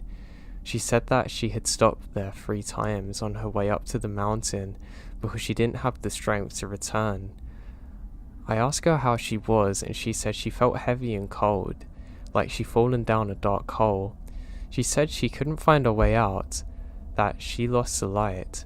I specifically remember her saying she felt like something was trying to swallow her and wouldn't let go. Then she looks at me and says she thought that something from the cabin or mountain was attacking her through the Ouija board. At this point, I felt thoroughly fed up against it. Her Ouija board is over 100 years old, one of the original ones made out of a single piece of wood. I had seen it once or twice and didn't like it much, because my background is kind of Christian, and it strongly believes in the existence of demons and spirits. Now, depending on who you ask, an Ouija board is like a direct door to hell. Her board is stored in a closet under the cabin, reachable only by steep dirt paths, tucked in any one of a random assortment of boxes. The last time that Kay went down there, she very nearly fell onto a pair of scissors. To put it bluntly, there were bad vibes and they're strong, so I told her I would deal with it if she agreed to follow my orders until we were done. She was nearly dead on her feet and agreed. The first thing I did was climb into the loft and got my crucifix. It was a gift from a man I met walking my dog, passed down to him from his German grandmother, who had blessed it by a Catholic priest. I have another story about the crucifix, but it's not for today. I sit her on the couch and hand her the crucifix, with the order to hold it in front of her and not say anything. My father is a pastor. My mother is a devote, so I called them. I told my mum the situation, and she said, "You can't exercise a board because it's inherently evil," to which I replied, "I know, but I can drive away anything coming through it and bind its power." I tell her to pray for me for my protection and success, and she said she would. I cleared my desk so I had a place to put the board when I get back, laid my Bible on it to be ready to hand. I put on my coat and look at the front door. I didn't want to go out. I can't tell you how much I did not want to. The board made me feel uncomfortable on a good day. Now I had to go to find it in the closet in the dark by myself with full knowledge that it's trying to kill my girlfriend. I put on a crappy headlamp, muster my courage and step out. It was dark, there was a slight breeze, and the area felt heavy. Imagine the feeling of resistance of walking into a heavy wind, but without the wind to justify the intensity. Now, I shuffled down the embankment to the closet, took a deep breath and opened the door. The headlamp only lit half the space, and I didn't enjoy that. Fortunately for me, the board was in the first box I opened. We kept it wrapped up in a purple piece of wool with moon and stars on it, that I got from the man who gave me the crucifix. With the intention of keeping it, both tucked away and relatively spaced away from everything. Now unfortunately for me, it's half unwrapped, and the naked board is hanging out in the cold. I picked it up by the covered part and wrapped it up. I took one step and something happened. I say something because it felt like I stumbled, but I didn't. I was anticipating and don't want to drop the board, so I was moving very slow, but I put my foot down and had to brace myself and keep from falling over. The second step was much the same, and I can't really describe it because I didn't feel a hand or a shove, and my feet didn't slip or slide, but my balance was all over. I carefully climbed up the embankment, went back in, and set the board in the spot I'd made for it. I unwrapped the board, placed my Bible directly between me and it. I sat down, put my hands flat on my desk, and wait for it. I cast out the evil. I bound out the board with the most powerful, clear, distinct language I can. Dealing with an evil spirit is like a wish of a genie, and you really don't want to leave loops. As soon as I stop speaking, the heavy feeling that had been lingering over me vanishes. I wrapped the board up and asked Kay if it worked. She smiles and nodded, and said that she could see the light again and was feeling better. Now there's one last wrinkle I wanted to leave you with, and I swear this is true. The night before that all happened, I had a dream that I ran out onto a pier into the ocean through fierce winds, crashing waves to get to Kay. I carried her back as storm winds howled and tried to get us back out of the sea. When we made it to land and looked for shelter, I opened the door in a pillar and thrust her ahead of me. Then I went in and found the room full of people in historical garb, some 1920s era, some earlier. I want to say there were 12 or 13, but it was a dream so I can't remember. I do remember a little boy, newsy style, with a thick blood coming down from under his cap and a very haunting look in his eye. I opened the door and pulled us both from the room, and that's when I woke up.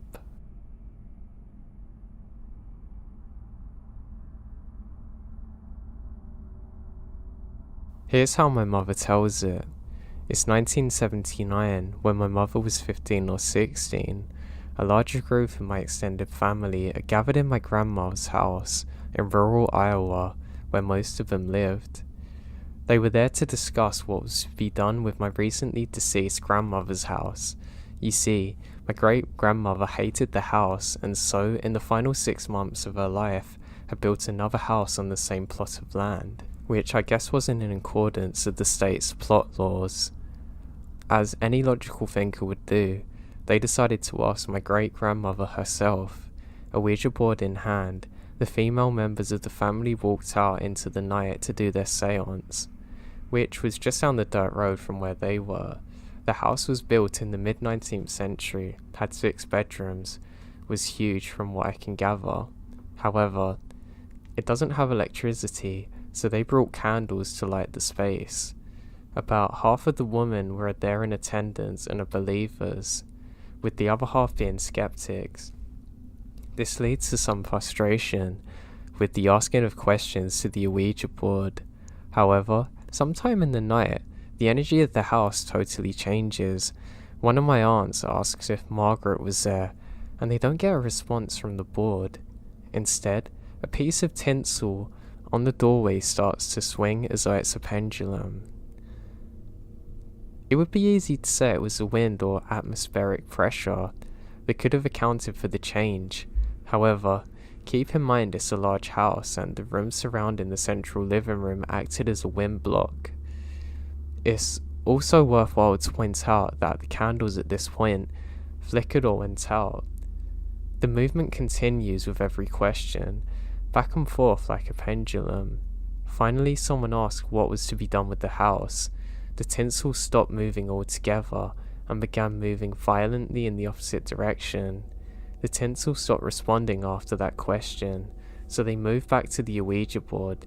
No sooner had they done this when it spelled out a very cryptic message, BURNIT. They then sprint out of there and call the volunteer fire department.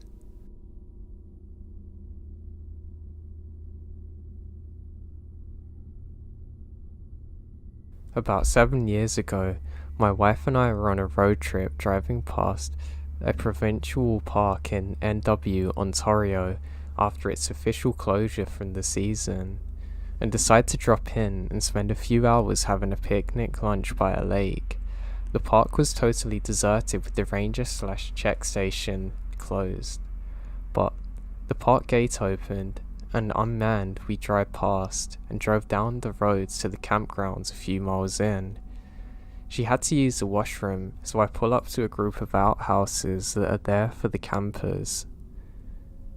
I park about 20 feet away and sat in the truck staring at the woods while she went into one of them. It was a sunny, quiet, peaceful day. Then after a few minutes, she came back into the truck, slams the door and shouts at me, "What is your problem?" I'm shocked and said, "What are you talking about?" And she says, "There's 3 outhouses. Could you have used one of them instead of trying to get to mine?" I said, "What?" She said, "Almost the whole time I was in there, you kept rattling and pulling the door trying to get in. I thought you were trying to break it." I told her that I didn't know what she was talking about. I said, "What the hell? I was here the whole time. There was no way I was there. You would have heard the truck open." We then went quiet and stared at each other, realizing just how quiet it is. I snap out of it and gun the truck out of there, and we never came back to that park. I wouldn't even go within 100 miles of it.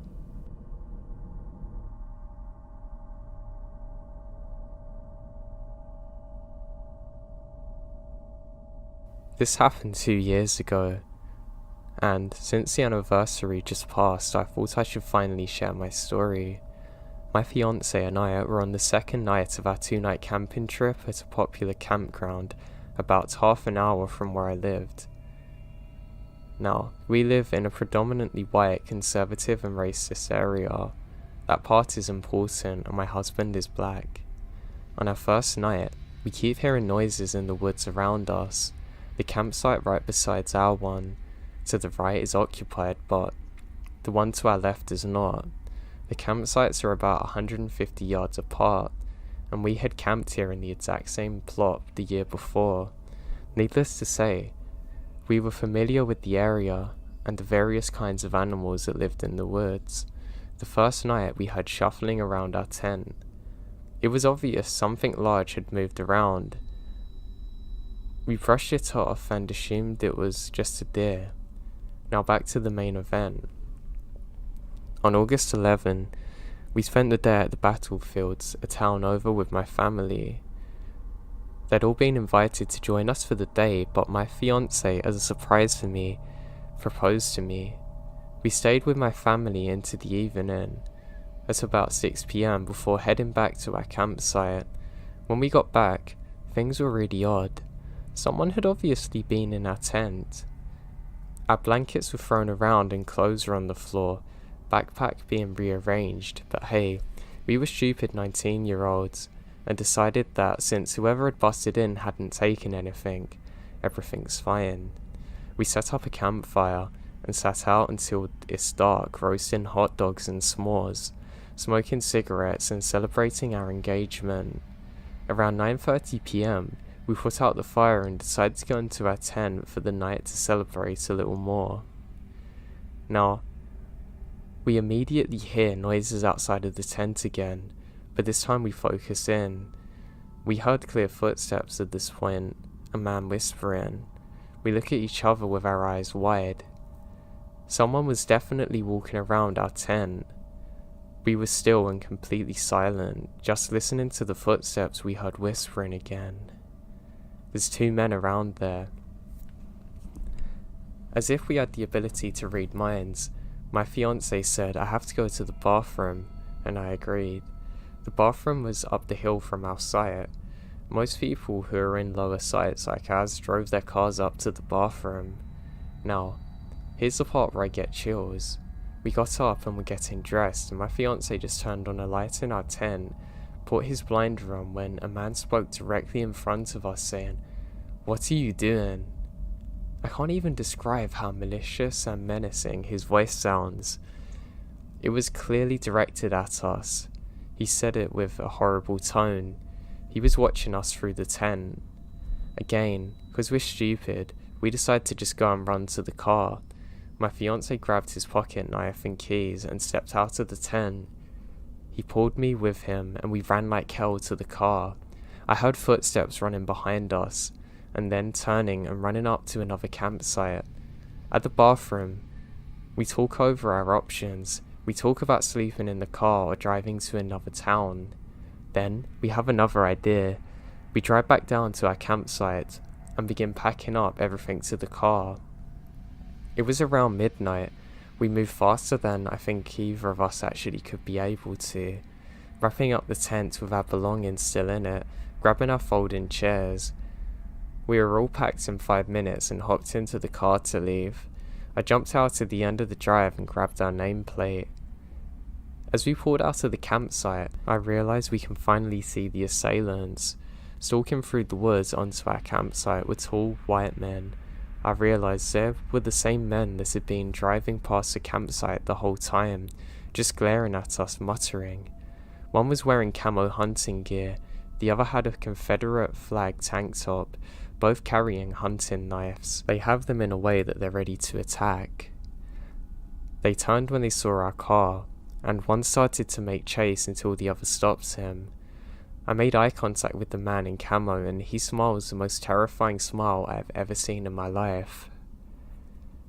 He just shakes his head slowly as we got away. We drove the long way home. We're taking the hardest roads back. When we got home, we told my dad everything and he shrugs it off as us being paranoid. So I never told anybody else really. I am convinced to this day that it was going to be a racially motivated attack. The campground's not heavily populated, and my fiancé was the only non-white person at the campsites. It was no accident that the two men had been shadowing us since our arrival and wore Confederate flags and had one on their truck. I still get chills when I think about it and how close we were to being killed or seriously hurt that night, and just how lucky it was that our reckless plan had actually worked to get out of there.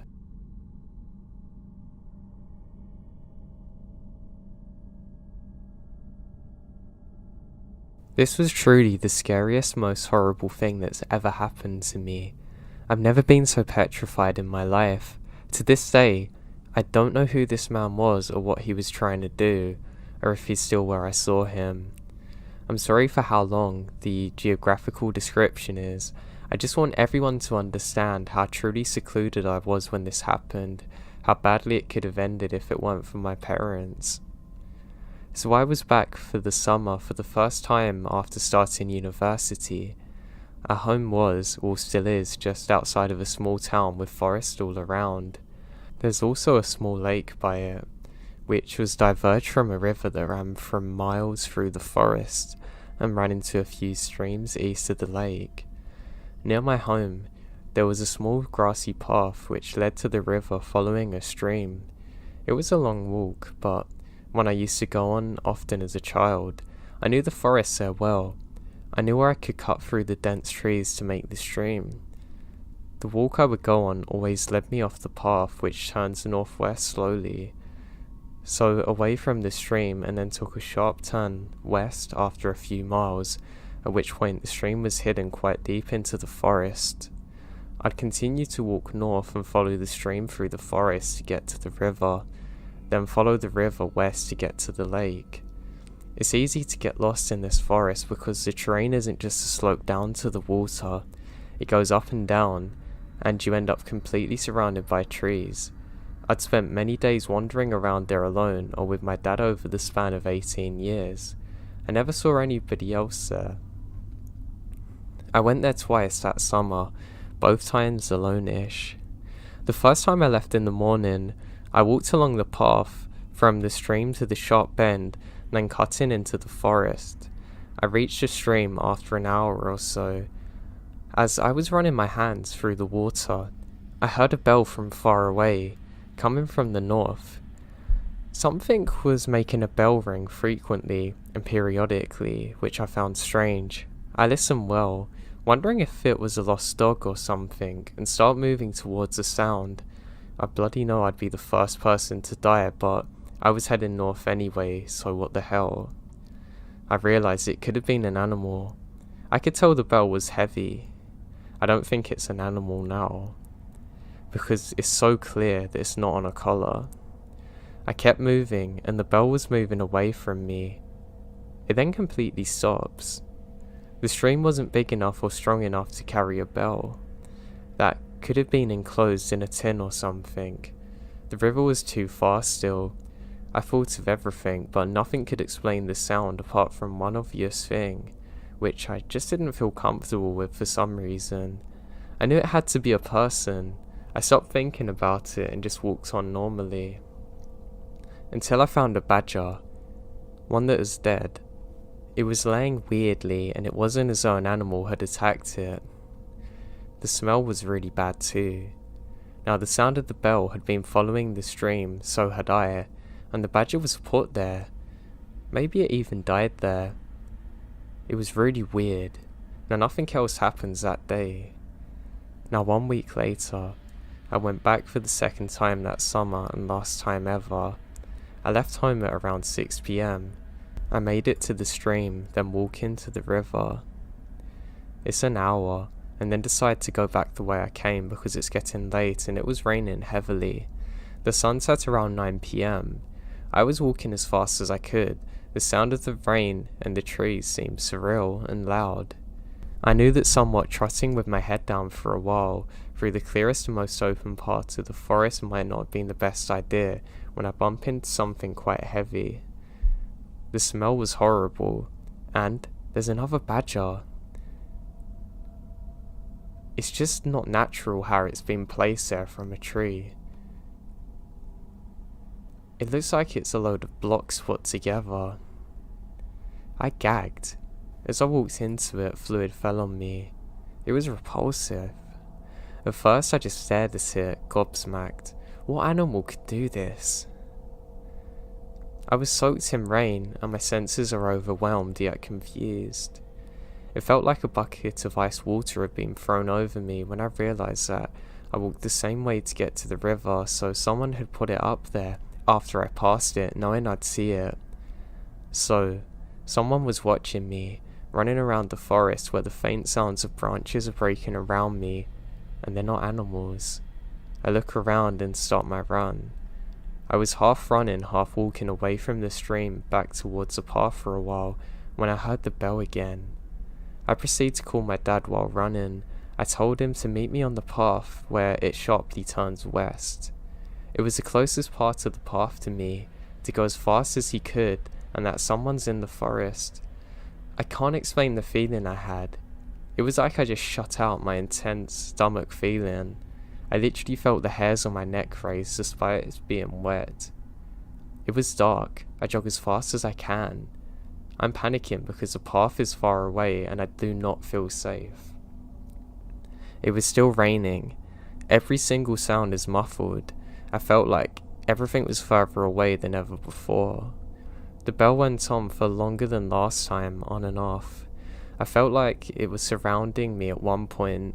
The fear combined with my compromised hearing and the fact that I couldn't flip and breathe properly was making me slightly loose of my sense of direction.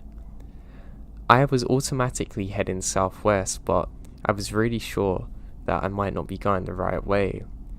I was breathing like a goddamn horse, coughing my lungs up, kind of crying out loud like a toddler does, tripping over leaves and twigs like an idiot. I stayed on the phone with my mum, who was on her way with my dad. I kept hearing sounds, but I wasn't sure what they were. My mum was screaming on the phone at the same time that they're on the path and that I need to run. Now apparently my dad had actually gotten out and was heading east from the path behind. I was so terrified I went into survival mode. I was doing the half running, half speed walking again because I'm out of breath. But then, I heard branches break, clear footsteps for the first time from down in the forest, and the bell ringing louder now. I don't dare to look over my shoulder. That's when I first saw what was in the forest with me. A tall figure creeping in my direction at the very end of the clearing, ringing this bell in front of his stomach. I could tell he was staring straight at me. Now, I don't know if I had a hidden secret, sprinting ability, or instinctual adrenaline-induced superhuman powers, but when I tell you I ran for my life, I really mean it. I screamed out, "I'm on the phone to the police, they're on the path with you. Dad, I can see you, I'm here." I wanted to yell, "Dad, please tell me where you are," but of course I was too smart for that. I felt like something awful was about to happen. I felt like the man was right behind me. I kept telling myself not to look back. I was gasping and wheezing, crying so hard that my eyes hurt. I feel shivers. I've never felt fear quite like it. It doesn't feel real. This just can't be happening to me. My legs feel like they're not working. I finally hear my dad shouting my name, and I knew he was coming my way and that he could see me because of the intuition of his voice. I pretty much lunged at him. We catch one another. My dad heard the bell too. My mum could hear it on the phone waiting in the car. We went directly to the police station. I got medical attention soon after. My dad burst into tears in the car, said he could hear the bell and thought he wouldn't be able to see me. Asked if I didn't have my phone and what would have happened then. They were almost as terrified as me because they witnessed everything through the call. They could hear me running and the danger and couldn't see it. The police couldn't really do much. They searched the area and they just found a folded up t-shirt under a rock. And my bag was never recovered. They said it was probably someone homeless in the forest, but what actually happened to me that day just doesn't make sense for somebody to be homeless. I'm not blaming anyone. The entire thing's my fault. There are just so many what ifs. I want to believe it was just someone who decided to live in the woods and hunt, but were a bit mentally unstable and they felt anger that I come into their territory. But this was too insidious. This was too planned and methodic. They must have known that I was out there alone, and that I was far from help. To this day, I can't bloody go anywhere near where I'm gonna be alone or the sound of bells. I struggle with the smell of moss too. Anyway, I'm so thankful for my parents and my phone that I was able to actually write this now, because God knows what would have happened if I didn't have them two things.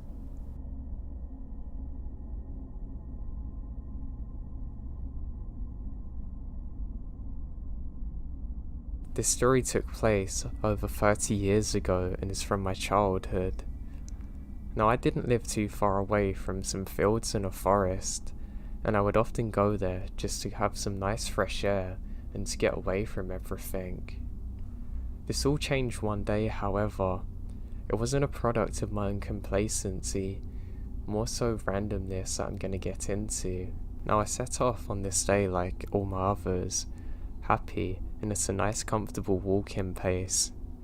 I have to go through a couple of fields and jump a gate, move past a power line, and just jump over a small stream. Now I'm at the start of the forest. There's moss covering most of the trees here. I know my way round pretty well, so I never worry too much. I feel very at peace here, but I don't like to overstay, because I know it can take a while to get back, and my thoughts can sometimes turn on me. So I continue like normal. I decide to stop for a second. I have a strange feeling that something's off, that I can't quite put my finger on. The feeling actually doesn't go away, and it's kind of frustrating. I decide to just close my eyes and lay back for a second.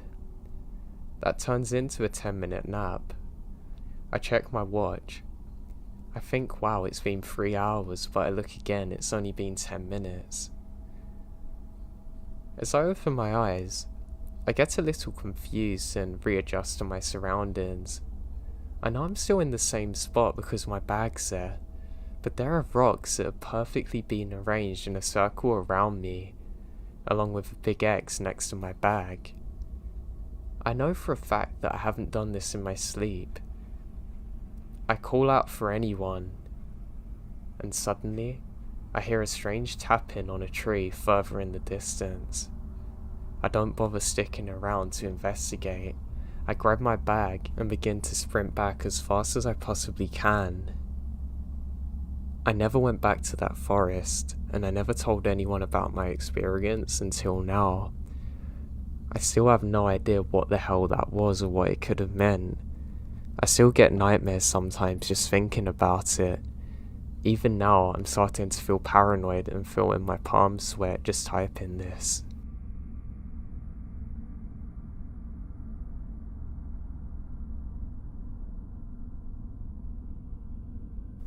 This happened many years ago, when I was 17.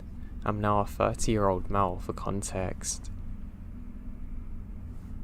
When I was a teenager, I lived in Marin County, a quiet suburb just north of San Francisco.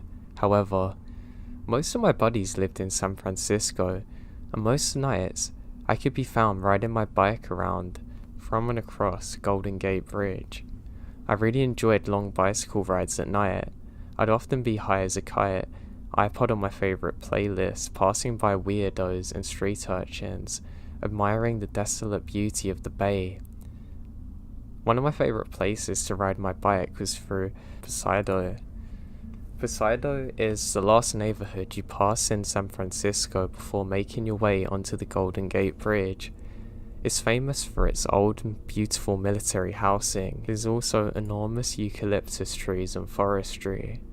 At night, it's dead and quiet, and the only people you can see out are late-night Chinese fishermen on the pier down by the water, or people flying down the freeway into the city. Anyway, this one night I was coming back from hanging out with some friend, riding my bike through there on the way home. It was leisurely, going past the hills and the trees, when I noticed a single older black car, something like an Oldsmobile, coming up on a perpendicular road to me. As I get closer, it took a left, blinding me for a moment as it passes. I don't think much of it at the time, but here and there you might see a couple cruising to go and make out by the bridge, or a car full of kids gonna smoke something near there at the old pet cemetery beneath the highway. A few minutes later, I had mostly climbed up the hill, and that takes me closer to the entrance of the bridge that looks down on Crissy Field. This road is dark with barely any lights, and I was enjoying looking down towards the water to my right when I noticed a car coming from behind me.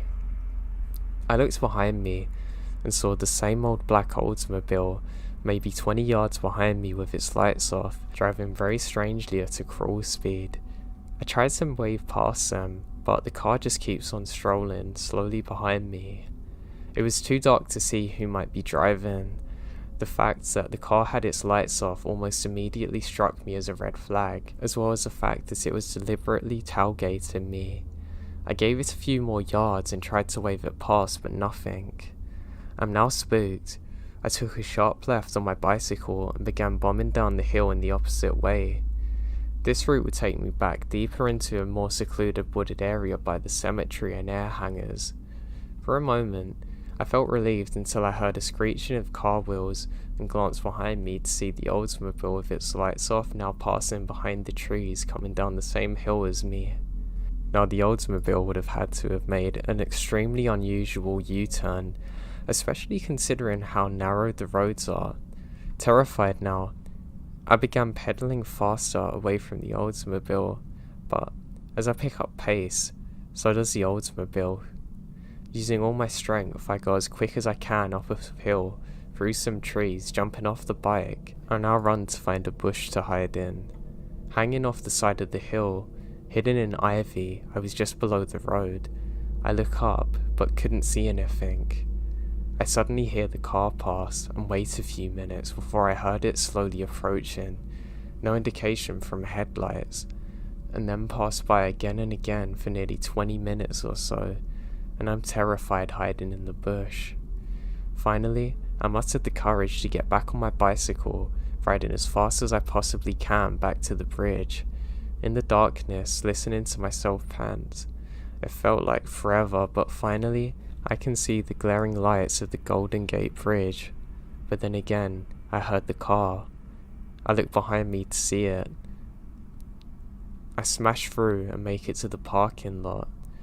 I rode up the pedestrian sidewalk next to the toll, get off my bike, under the light and chain smoke for a while. I never saw the car again on the bridge, nor did I see it again when I made it back to Marin.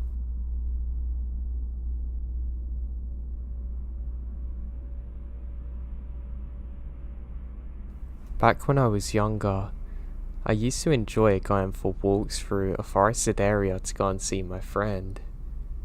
Now, it wasn't a very long walk, but the woods were long enough to get lost in.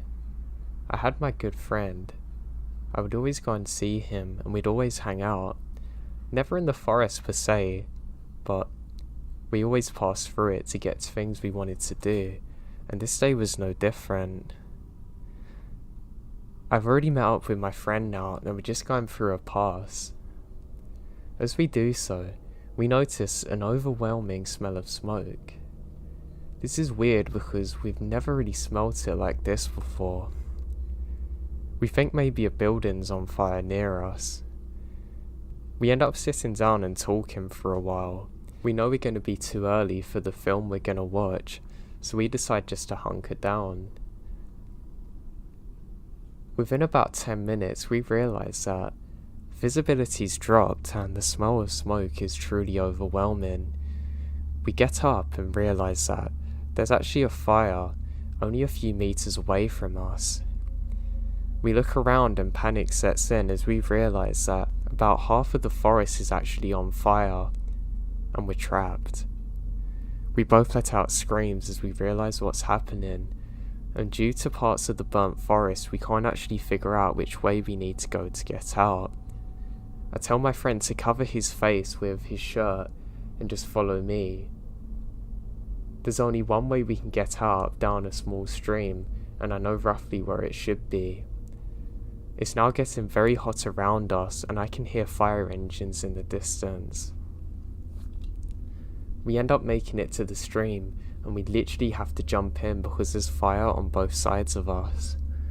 We make it through and eventually manage to make it to a road. Now what makes this even more terrifying is that it come into the local news a few days later that a crazy person was trying to set fire to this whole forest knowing there were people in it. The fact that me and my friend were sitting there talking so oblivious still haunts me to this day.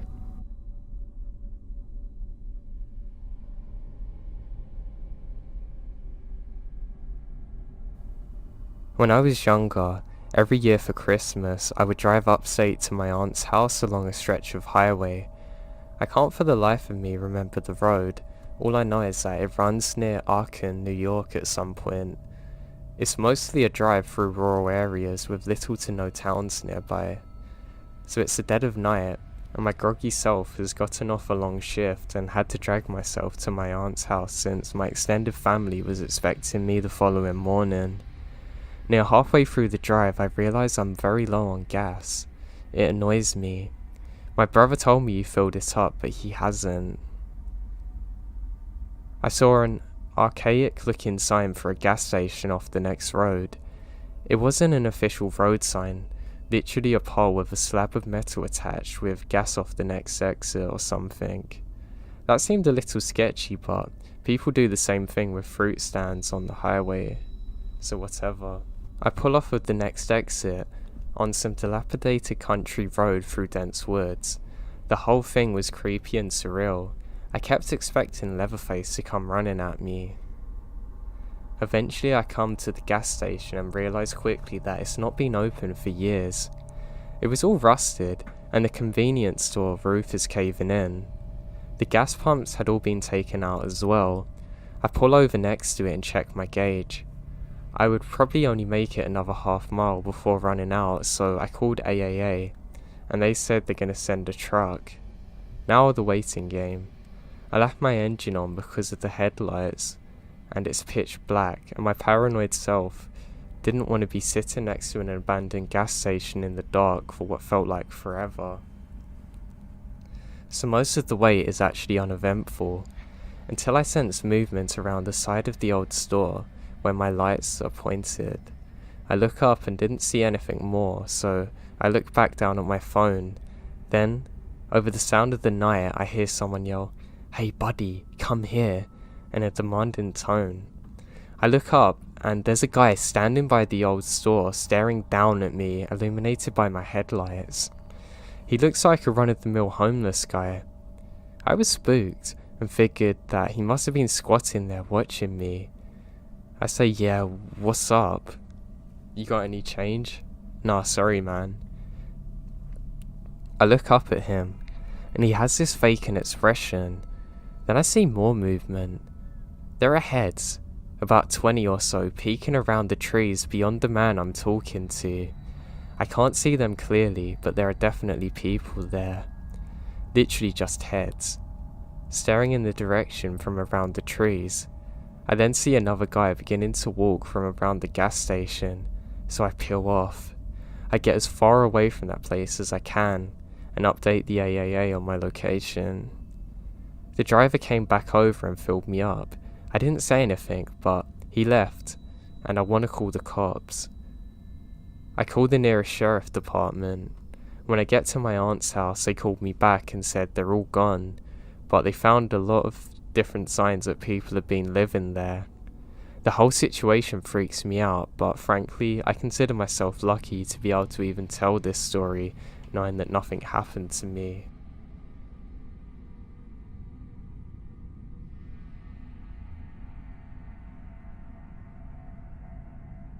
My mum was always very cautious of the bad things that could happen to her children. She would take all three of us, my brother, sister and I, to school, all at the same time in the morning, and she works very close to where the school is. I remembered I was begging to bike to school since I got a new bike for my birthday and she agrees. I was in grade 7, so 12 or 13. My school was a 2 to 3 minute drive away, and probably a 10-minute bike ride. I was eager to ride my new bike to school as I also had gotten a new helmet and lock as well. School starts at about 9, so I left at 8. I like to hang out in the yard with my friends before school started, so I would always go earlier. The route to school was pretty much one straight line, and we get into the city. Now it's 8 o'clock in the morning, so it's relatively bright out again. I'm on a well-populated main road. So I'm about halfway to school, and I decide to cross the street, but not at a crosswalk or traffic light, just kind of jaywalk in. I'm looking both ways though, and I noticed a black car pull up to my left near the woods. It's a Honda Civic, and there's 2 young guys in there, well, sort of young, but they've got tinted windows, and I don't think much of it. The only thing that crosses my mind is, Maybe I was blocking them from their driveway and continued down. From the corner of my eye though, I saw a man dressed in all black with his hood popped up, hide his face, get out to the driver's side and walk around the back of the car to the passenger side before I realise what's happening. He's opening the passenger door and he's pulling me by the arm off my bike trying to get me in. As for what felt like an eternity, after what felt like an eternity, it was like every car on the street had disappeared. Any sign of help was gone. I'm on one of the busiest streets in my city and it feels like a graveyard. It really feels like one of them nightmares where you can't actually do anything. You just lay there and suffer until you wake up. Now these things don't really happen in my city, so I'm not really prepared for this. Now, the first thing that comes to my mind is to aim for the nuts. I shifted my weight to my right leg and kick as hard as I possibly can.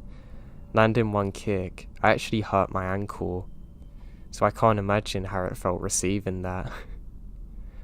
I didn't even look before I crossed the street, biking as fast as I can. I remember trying to turn around to get a license plate, but my eyes are very watery from fear. I knew my mum wouldn't have been at work, so I continued biking to school silently crying. I pull into the schoolyard and drop my bike off. I didn't care to lock it or ever ride it anywhere again. My school's front door is locked 24/7, and you had to ring a doorbell to get in. The serenity reminded me that I still had time to play outside before class starts, and that's when I finally speak again. I need to call my mum.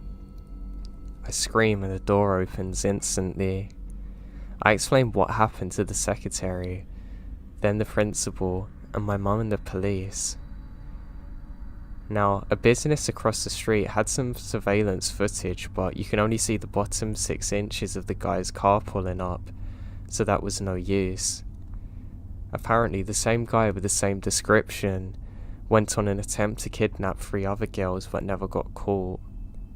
I don't really believe in God, but I do pray that he/whatever it was never successful.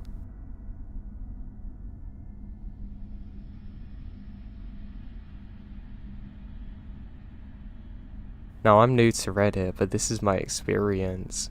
So this happened when I was a lot younger. I want to say freshman in high school, probably like 2008. There used to be this road near where I lived in CA called Croak Road. It was barely a road. No one travelled on it and it was surrounded by small patches of forest and some abandoned barns and houses. I would typically go there with my friends to skateboard and hang out. This one night, I was hanging out with 2 of my friends, Lucas and Durain, and somebody wanted to go to Croak Road and hang out since it's creepy. It might sound lame, but we loved exploring like a bunch of 5th graders that weren't really into smoking or anything like that. I asked my 20-year-old brother James if he could drive us down into one of the nature reserves by the road. This specific reserve was larger than the others and had a network of gravel paths leading through it. Basically, we were looking for unexplored territory to hike in. Soon, one particular path we're travelling down becomes so narrow that James' Ford Explorer couldn't pass through it, so we got out and walked for a while, chatting, having fun. We go through the woods for about an hour until it had gotten relatively dark out and the sun's gone, at which point we turn around and head back to the car. It's now I should mention that despite being near a lot of sub-developments, this patch of forest is huge and rarely visited since it was so easy to get lost in, especially at night. It was a challenge getting the car turned around, but James manages it and we're going down the road. Durain proposed that we turn down a different path which we had passed by earlier, since we had about another 40 minutes until our parents want us back, and we agree. Down this path was a tiny pond Durain wanted to check out and take pictures at, since he hadn't got the opportunity to go at night. It was slow going since the road was even creepier than the main one we're on, but we turned off Croak Road. Minutes later, we got into a slight argument Doreen was convinced James had taken a wrong turn since we shouldn't have arrived at the pond by now, while James claimed that he had been driving straight the whole time. Eventually we come to a fork in the road that none of us are familiar with. None of us knew which way to go, so we ended up guessing and going left, hoping that both directions would ultimately lead back to the main path. None of us were scared or anything. In fact, we were actually excited and intrigued, driving through seemingly the middle of nowhere at night. It was at this point we rounded a small bend in the road and the headlights fell upon a surreal sight. There's 4 figures emerging from the forest crossing the road wearing what appears to be cloaks. One guy at the back was dragging a large duffel bag. We all froze and stopped mid-conversation, and as soon as our high beams landed on the 4 figures, they froze too. James pulled up to the left and went around them. Driving past them really felt like an eternity though, because we couldn't have been going over 5 miles per hour due to the condition of the road.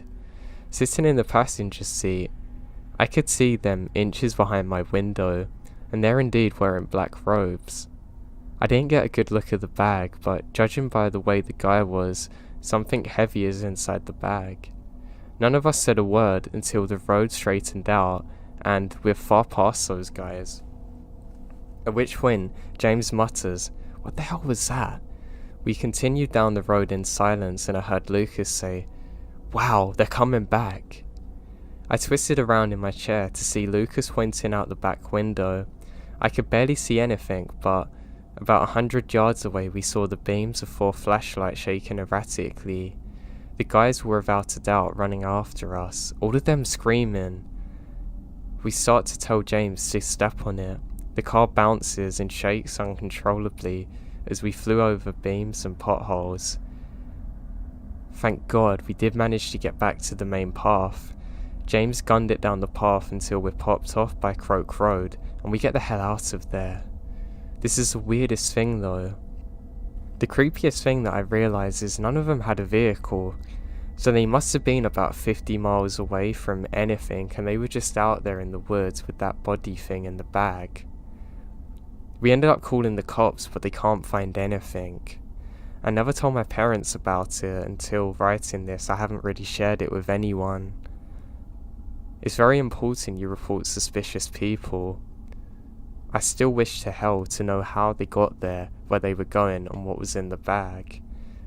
Though sometimes I think it's better for me not to know.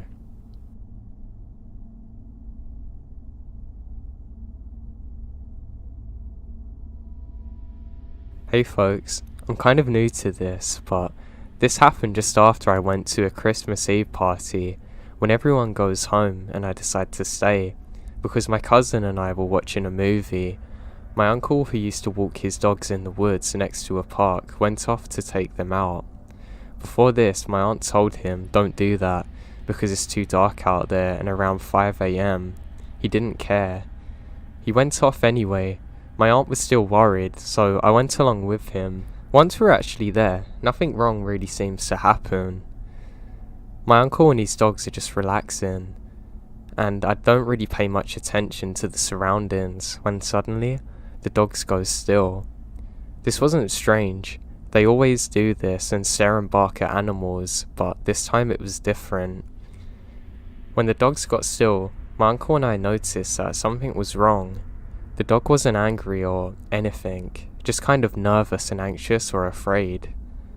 One of the dogs, the largest one, was growling and shaking. As my uncle started to get worried about the situation, we heard it. People in the woods. We couldn't actually see how many were there because of the darkness. Now we hear, we're all gathered here by the blood of we, thee, and thy. As my uncle and I heard that, he yelled for his dogs to follow him out of the woods. As we all left, he turned his back, and we only see a slight movement in the shrubs. Maybe these people were trying to hide. We ended up quickly getting the dogs and getting out of there. We never actually took the time to investigate who they were or what they were doing, but after that happened, my uncle didn't take his dogs near those woods ever again, and is very scared of being out late now.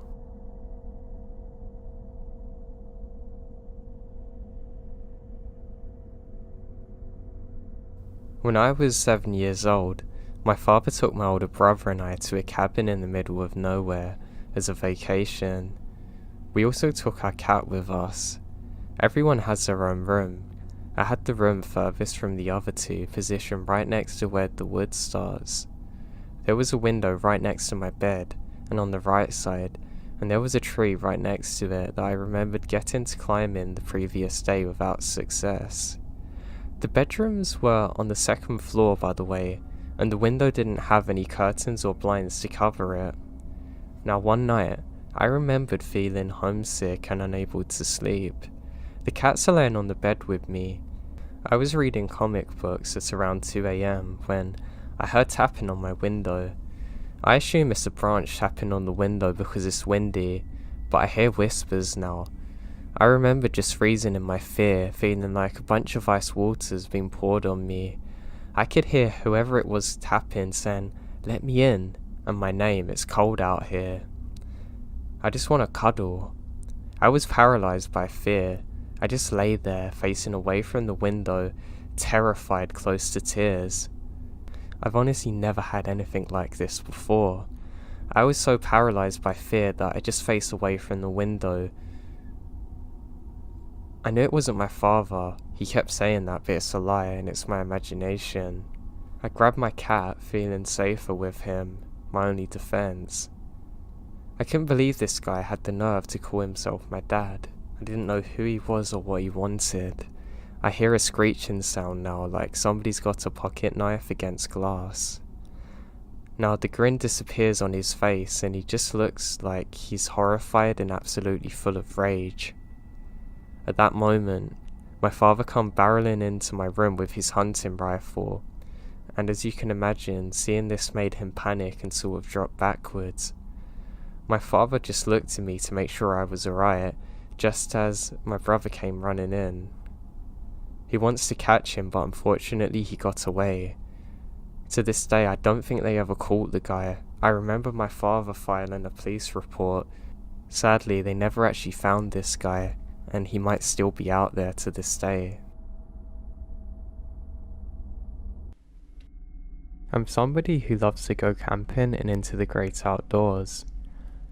I had one story that I can't really explain though, from a time that me and my cousin went out camping. Now my cousin actually lived a few states away, and where he lives is close to national parks and the trees are just giant there. It's completely different to the ones near where I live, so I always found it as a treat going out with him. So there's one particular night during the summer that we decided to go camping.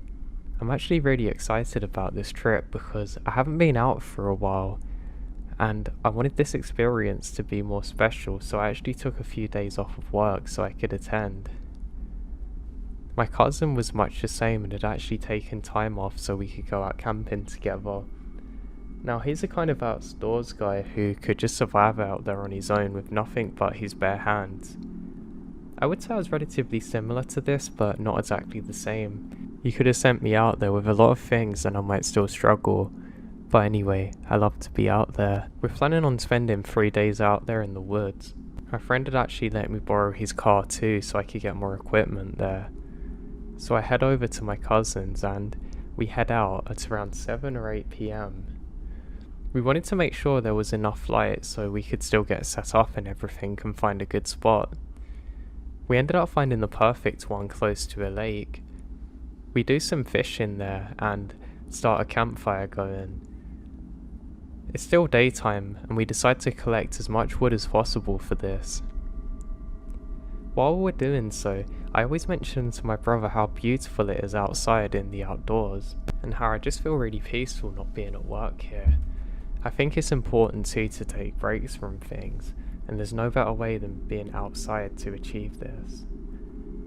So it begins getting dark and my cousin's telling me stories about some strange things that other members of my family have seen out in the woods. We actually laugh about them because some of the things they say are comical, like UFOs and all kinds. After a while of talking, I have to go to urinate, so I go off to the side to do this quickly. I lean into a tree and do my business. As I then turn back to my cousin, I realise that he's standing there, completely still and silent. I say, "Hey, what's wrong?" but I don't get any reply. I head over to him and I can see he's staring at something, and I meet gazes with whatever this thing is. Across the water, I can just about make out what appears to be a massive slender figure staring at us with very faint glowing eyes. This person or thing is completely still and not making a sound, until suddenly it darts through the trees. It's almost like a big pencil with long stick legs is the only way I can describe it. It moves into the trees slowly and disappears out of sight. Now, I don't have to say it to my cousin, he just looks at me and shakes his head and says, "You know what, I think it's time we get off to bed."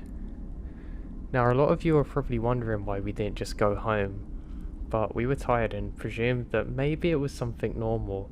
Maybe a tree was falling and our minds were just playing tricks on us. Or maybe it was something to do with the water, I don't know.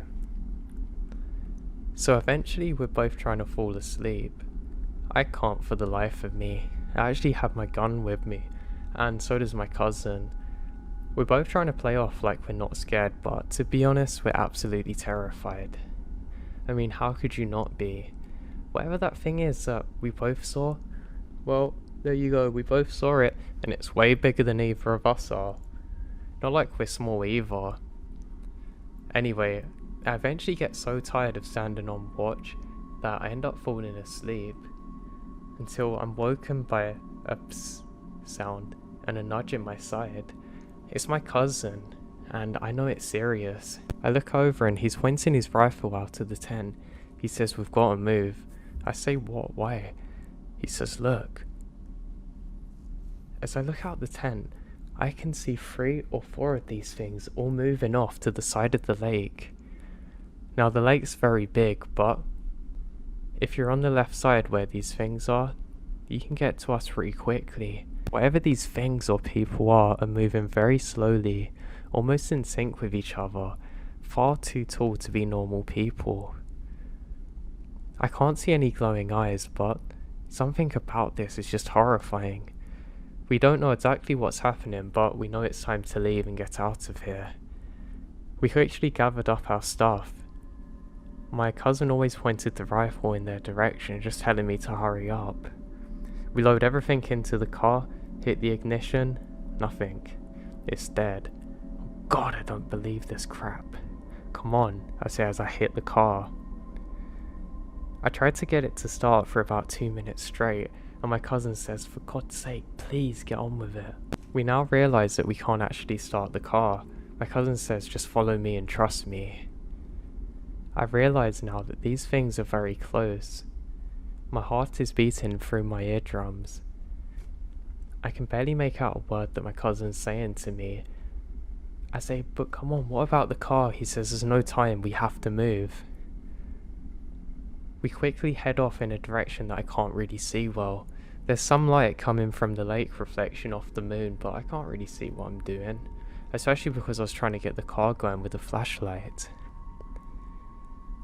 We ended up trekking for what was probably 3 or 4 hours.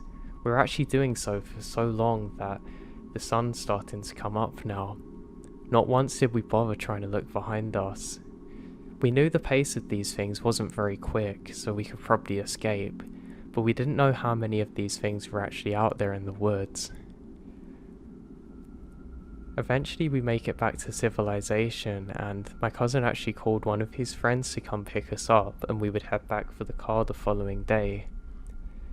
Neither of us said anything to his friend because we knew we wouldn't have been believed. We both looked at each other as though we shouldn't tell anyone what had happened, and that there was relief that we should never have felt, the one of being alive. We just went out for a normal camping trip, and my God, we got more than we bargained for. I managed to make it back to my buddy's car the next day and don't really have any problems. Of course I brought my gun with me this time, and my cousin come too. There was no sign of anything being different, but I know what I saw. We both did. these impossibly tall forest creatures that were moving almost silently through the woods, but very slowly and towards us. Whatever these things were clearly intelligent because they were coming towards us from the other side of the lake. I just thanked the Lord that I was awoken by my cousin and I didn't just sleep through that to have God knows what happens. I ended up taking the car to my grandpa, who was a mechanic, to check out everything, and he said there was literally nothing wrong with the car. It should have worked fine. Well, that would have been great if it done it on that night. I eventually returned that car to my buddy after going back to the state that I live in. This experience was about 10 years ago, but it put my cousin and I off going out into camping trips in that area completely. My cousin too says that he's never been able to camp alone after this. He believes it could be something Native American, but he's not sure. We're just sure glad as hell that we managed to make it out of there on foot, because if these things were quicker, I truly don't know what would have happened to us. I hate to think of what it could have been.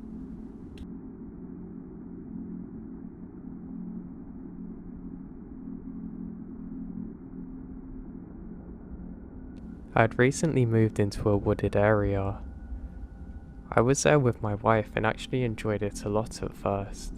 However, there were strange things that kept on happening that I just couldn't explain. For instance, there would always be dead animals that would appear on our doorstep. Now, they would literally seemingly come out of nowhere. There would be no sounds or traces of them. I even decided to set up a camera one day to figure out exactly why this was happening, but it never happened since, which is pretty strange. Now, one day I was out walking my dog when my dog bolts off. I think, Jesus, this isn't good. I know if he gets lost out here, I'm not going to find him, and this is completely out of character. I have to go after my dog to try and find exactly where he's ran to. For a while I can't actually hear or see him and end up calling out constantly. I'm desperate and I'm not going to sleep until I find my dog. It's worse because it's getting dark now and I can't really see well. After a while, I decide the best possible thing I can do is establish a perimeter, search around it, then go back for more help. Now when I'm doing this, I feel completely normal, strangely. Almost like I'm in a calm atmosphere. It's strange because it's something I shouldn't be experiencing because I've lost my dog. But I ignore it and just continue with the search. Suddenly I hear a bark. It sounds just like my dog. I quickly rushed over to the sound of it and I realised that there's not many trees or plants around this area, which is good because I should be able to see my dog better. I can see something laying on the ground and I'm so grateful to God that I managed to find my dog. Just as I go up to him, I can hear another bark behind me. I turn around quickly and I can see a pile of animal skulls on the floor. It looks as though they've been there for a long time, almost like they're part of a ritual with the way that they're arranged. I think that's really odd. I quickly turn to grab my dog and run, but the dog's nowhere to be seen. I decide that I've had enough and I sprint back home. When I get home, my wife's confused and says, "Where have you been? The dog come back about an hour ago and I've been desperately trying to figure out where you went." I explained to my wife what happened and she agreed with me that we should never let the dog off the leash again and we should never go to that part of the wooded area.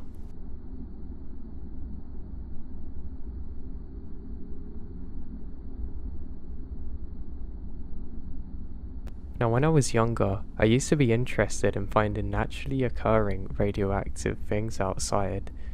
Now I don't mean anything crazy, just like rocks and stuff. I actually had some old radium watches that would go off on my Geiger counter and I thought it was the coolest thing in the world. Now the best thing I could find was a very slightly radioactive rock. I'm not talking uranium or anything, I mean literally just the random naturally occurring ones which would barely be picked up on my Geiger counter. But for me it was pretty cool. Now I was out one day doing this when I realised my Geiger counter wouldn't stop going off. I thought this was a little odd because it doesn't normally do so, and there's radiation, so I probably shouldn't be here. It seemed to steadily climb and almost followed me wherever I went. I was convinced that something was wrong with my counter, and I just turned it off. Now, I wasn't in a military testing area, so I didn't really care much. I didn't live near one. I mean, honestly, there was nothing to be worried about as far as I was aware. There was no other people or anything around here, so I start my walk home. Now, it's becoming dark as I do so, and I see a bright flash ahead of me. Now, I'm not sure what it is. Just as I'm trying to figure out what it is, I realise something's above me. At first I think it's a helicopter until I see the colours of it. There's rainbow colours coming from this circle thing as it slowly comes down towards me, and suddenly a bright light. I woke up an hour later having no idea what had just happened. It took me a few minutes to get my bearings again and figure out what was happening to me. It was very dark now and I sprinted home and got told off by my mum for being out so late. She said, "How long have you been out there and why didn't you put sunscreen on?" I said, "What do you mean?" And she said, "Look at you." And I could see my arms and the top of my head were very sunburnt, but there wasn't much sun that day. I explained what happened and my mum never believed me. That was until a few days later that some of the neighbours had reported seeing UFO sightings. Now, I don't want people to think I'm crazy. I mean, I've already told you enough about owning a Geiger counter to look for slightly radioactive rocks, but I can't really chalk it up to much else other than maybe a UFO or extraterrestrial encounter. I don't want to be the kind of person to say things like this, but I really don't know what it is. And also the fact that my Geiger counter was going crazy before it happened really confuses me.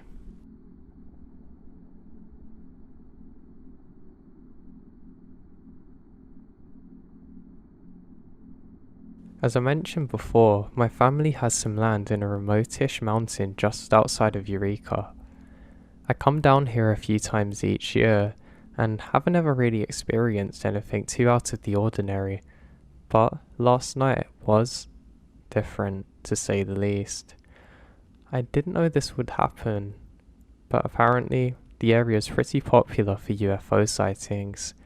I still don't know if that's what it was, but I'm having a hard time coming up with a logical explanation for this. We had a good fire going for a few hours, and after everybody else went to bed, it was just my dad, my fiance and I left. We're all just shooting the stuff around the fire, enjoying ourselves and the weather. Around 1 AM, we're talking about constellations, so we'll lean back to look up at the stars. My fiance pointed out a light which is noticeably brighter than the stars and moving steadily. I immediately try and say, "Oh, it's a satellite," but my dad says, "No, I don't think so. Watch it." Now, my dad and I are both hugely into aliens, and we both have a fair amount of sightings in the past.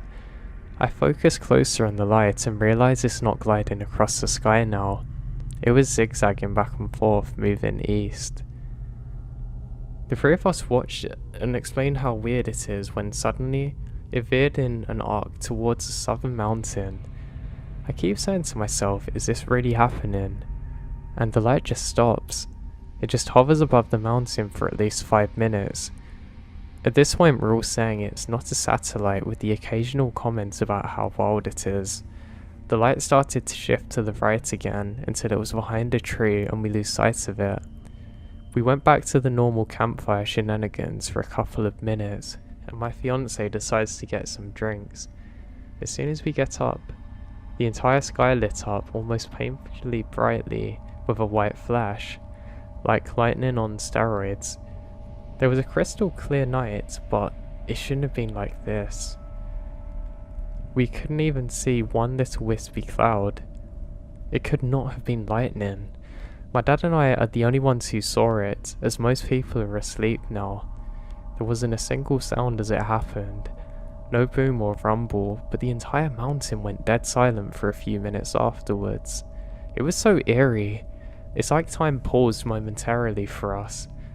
My dad ended up feeling so uncomfortable and anxious that he just went to bed.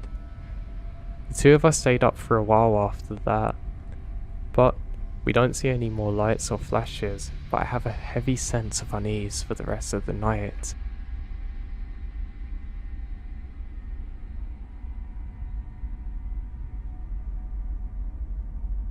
This is my mother's story.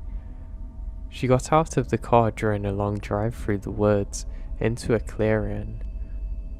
Now on one side is somebody in a tent moving around. Inside the clearing is a pile of passed away deers, maybe 20 in all, and one dog on top. She was so freaked out that she ducks behind a bush only to find a set of women's clothing there. She ran and never looked back again.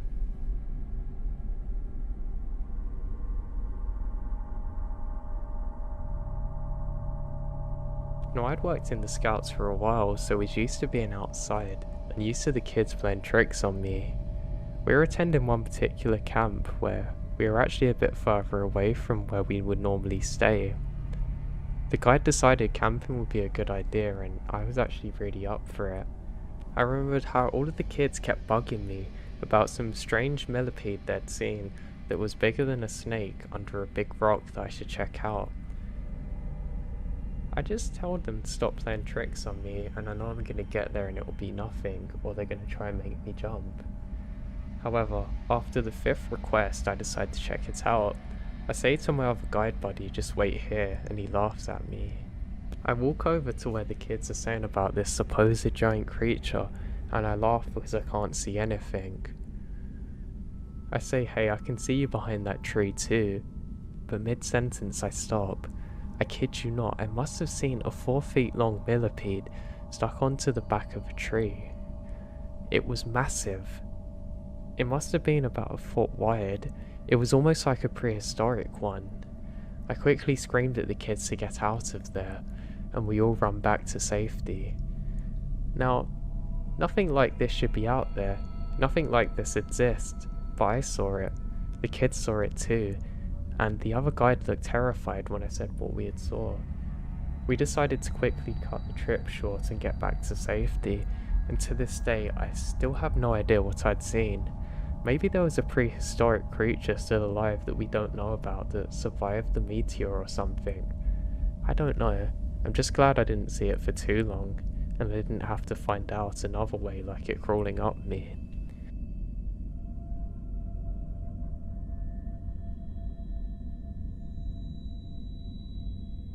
Now, I'm somebody who camped a lot. Where we camp, there's lots of old mining cabins out in the mountains along the Forest Service roads. No one is ever back there except for people riffing through in a jeep. We were camping one time and my kids brought a metal detector with us to see if we can find anything. Buried about 3 foot down, around one of the cabins is a large 1 foot by 1 foot metallic rock. Looking like it's silver. It was very heavy and would go off under the precious metals, so we know it's something. We decide to wrap it up in one of the towels that I have in the truck. We're certain it's something expensive. When we get home I grabbed it and thought, that's weird, it seems lighter. I unwrap the towel and find a bunch of broken twigs. My children think I'm messing with them. We go back every year looking for it and have no clue what it is. Maybe it's cursed or something, I don't know.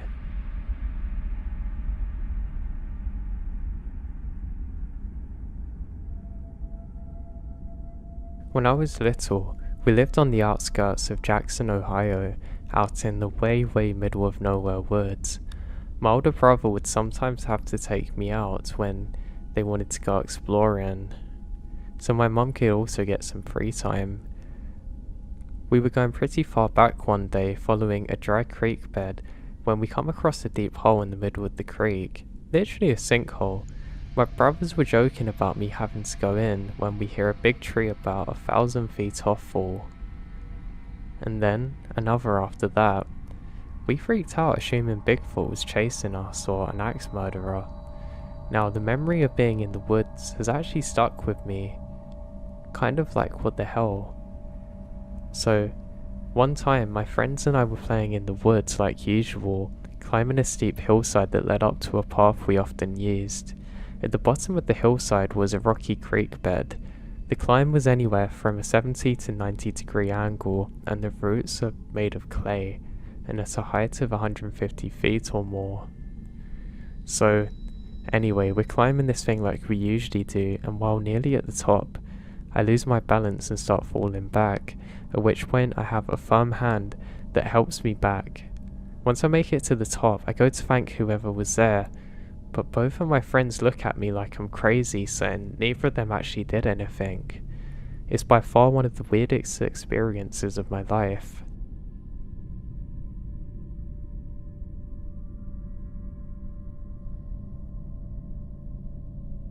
So this happened around 2003 or 4, I can't remember. I was at my best friend's house for the weekend with another friend as well.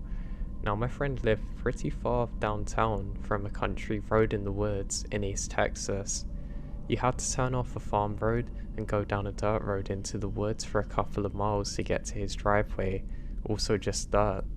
Across a small bridge and over a pond to get back there. I'm going in a lot of detail, but you get the point that he lives in the middle of nowhere. Now we've explored the woods around his house before, but never going too far. On this particular day, we decide that we're going to hike into the woods much further now. We walk for a couple of hours and come onto a path clearly made by a four-wheeler and follow it.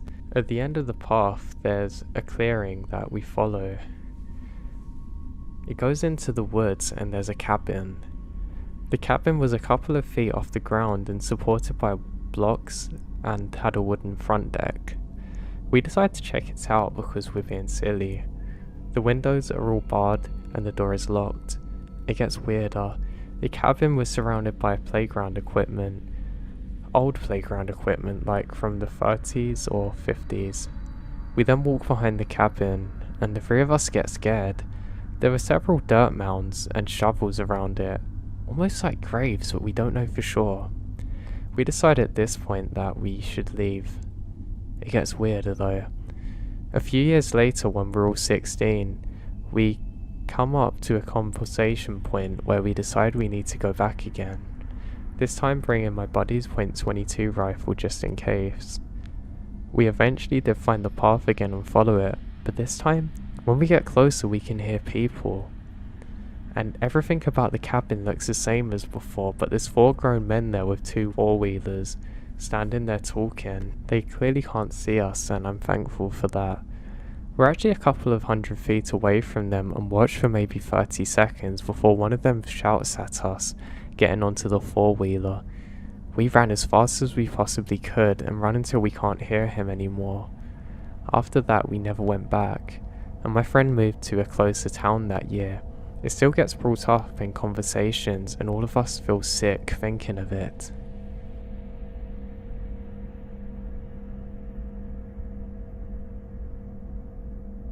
My family owned lots of swampland, and we had small cabins set up on some of these, because it could be really nice as a getaway sometimes. There's something about being out in nature which is just so relaxing and nice. All of that changed one day, however. When I was about 14, me and my best friend stayed in the cabin. We mostly played video games, and just had a good laugh. One night there was a really big thunderstorm, and we had to retreat from the cabin to get back inside. Now the next morning, my friend looked out the window and said, "Oh, I thought we were staying in the closest one to us." I said, "What are you talking about? We were." He said, "No, we couldn't have been." I looked out the window, and to my amazement, the cabin was no longer there. I then rushed downstairs to tell my dad, wondering what on earth has happened, and my mum meets me halfway up the stairs saying, "You're not going to believe what's happened. The ground that was underneath the cabin you two boys were staying in has collapsed, and the cabin's gone." To this day, it's one thing that's horrified me more than anything. The fact that we were so close to danger and didn't even know it. Heck, nobody knew it.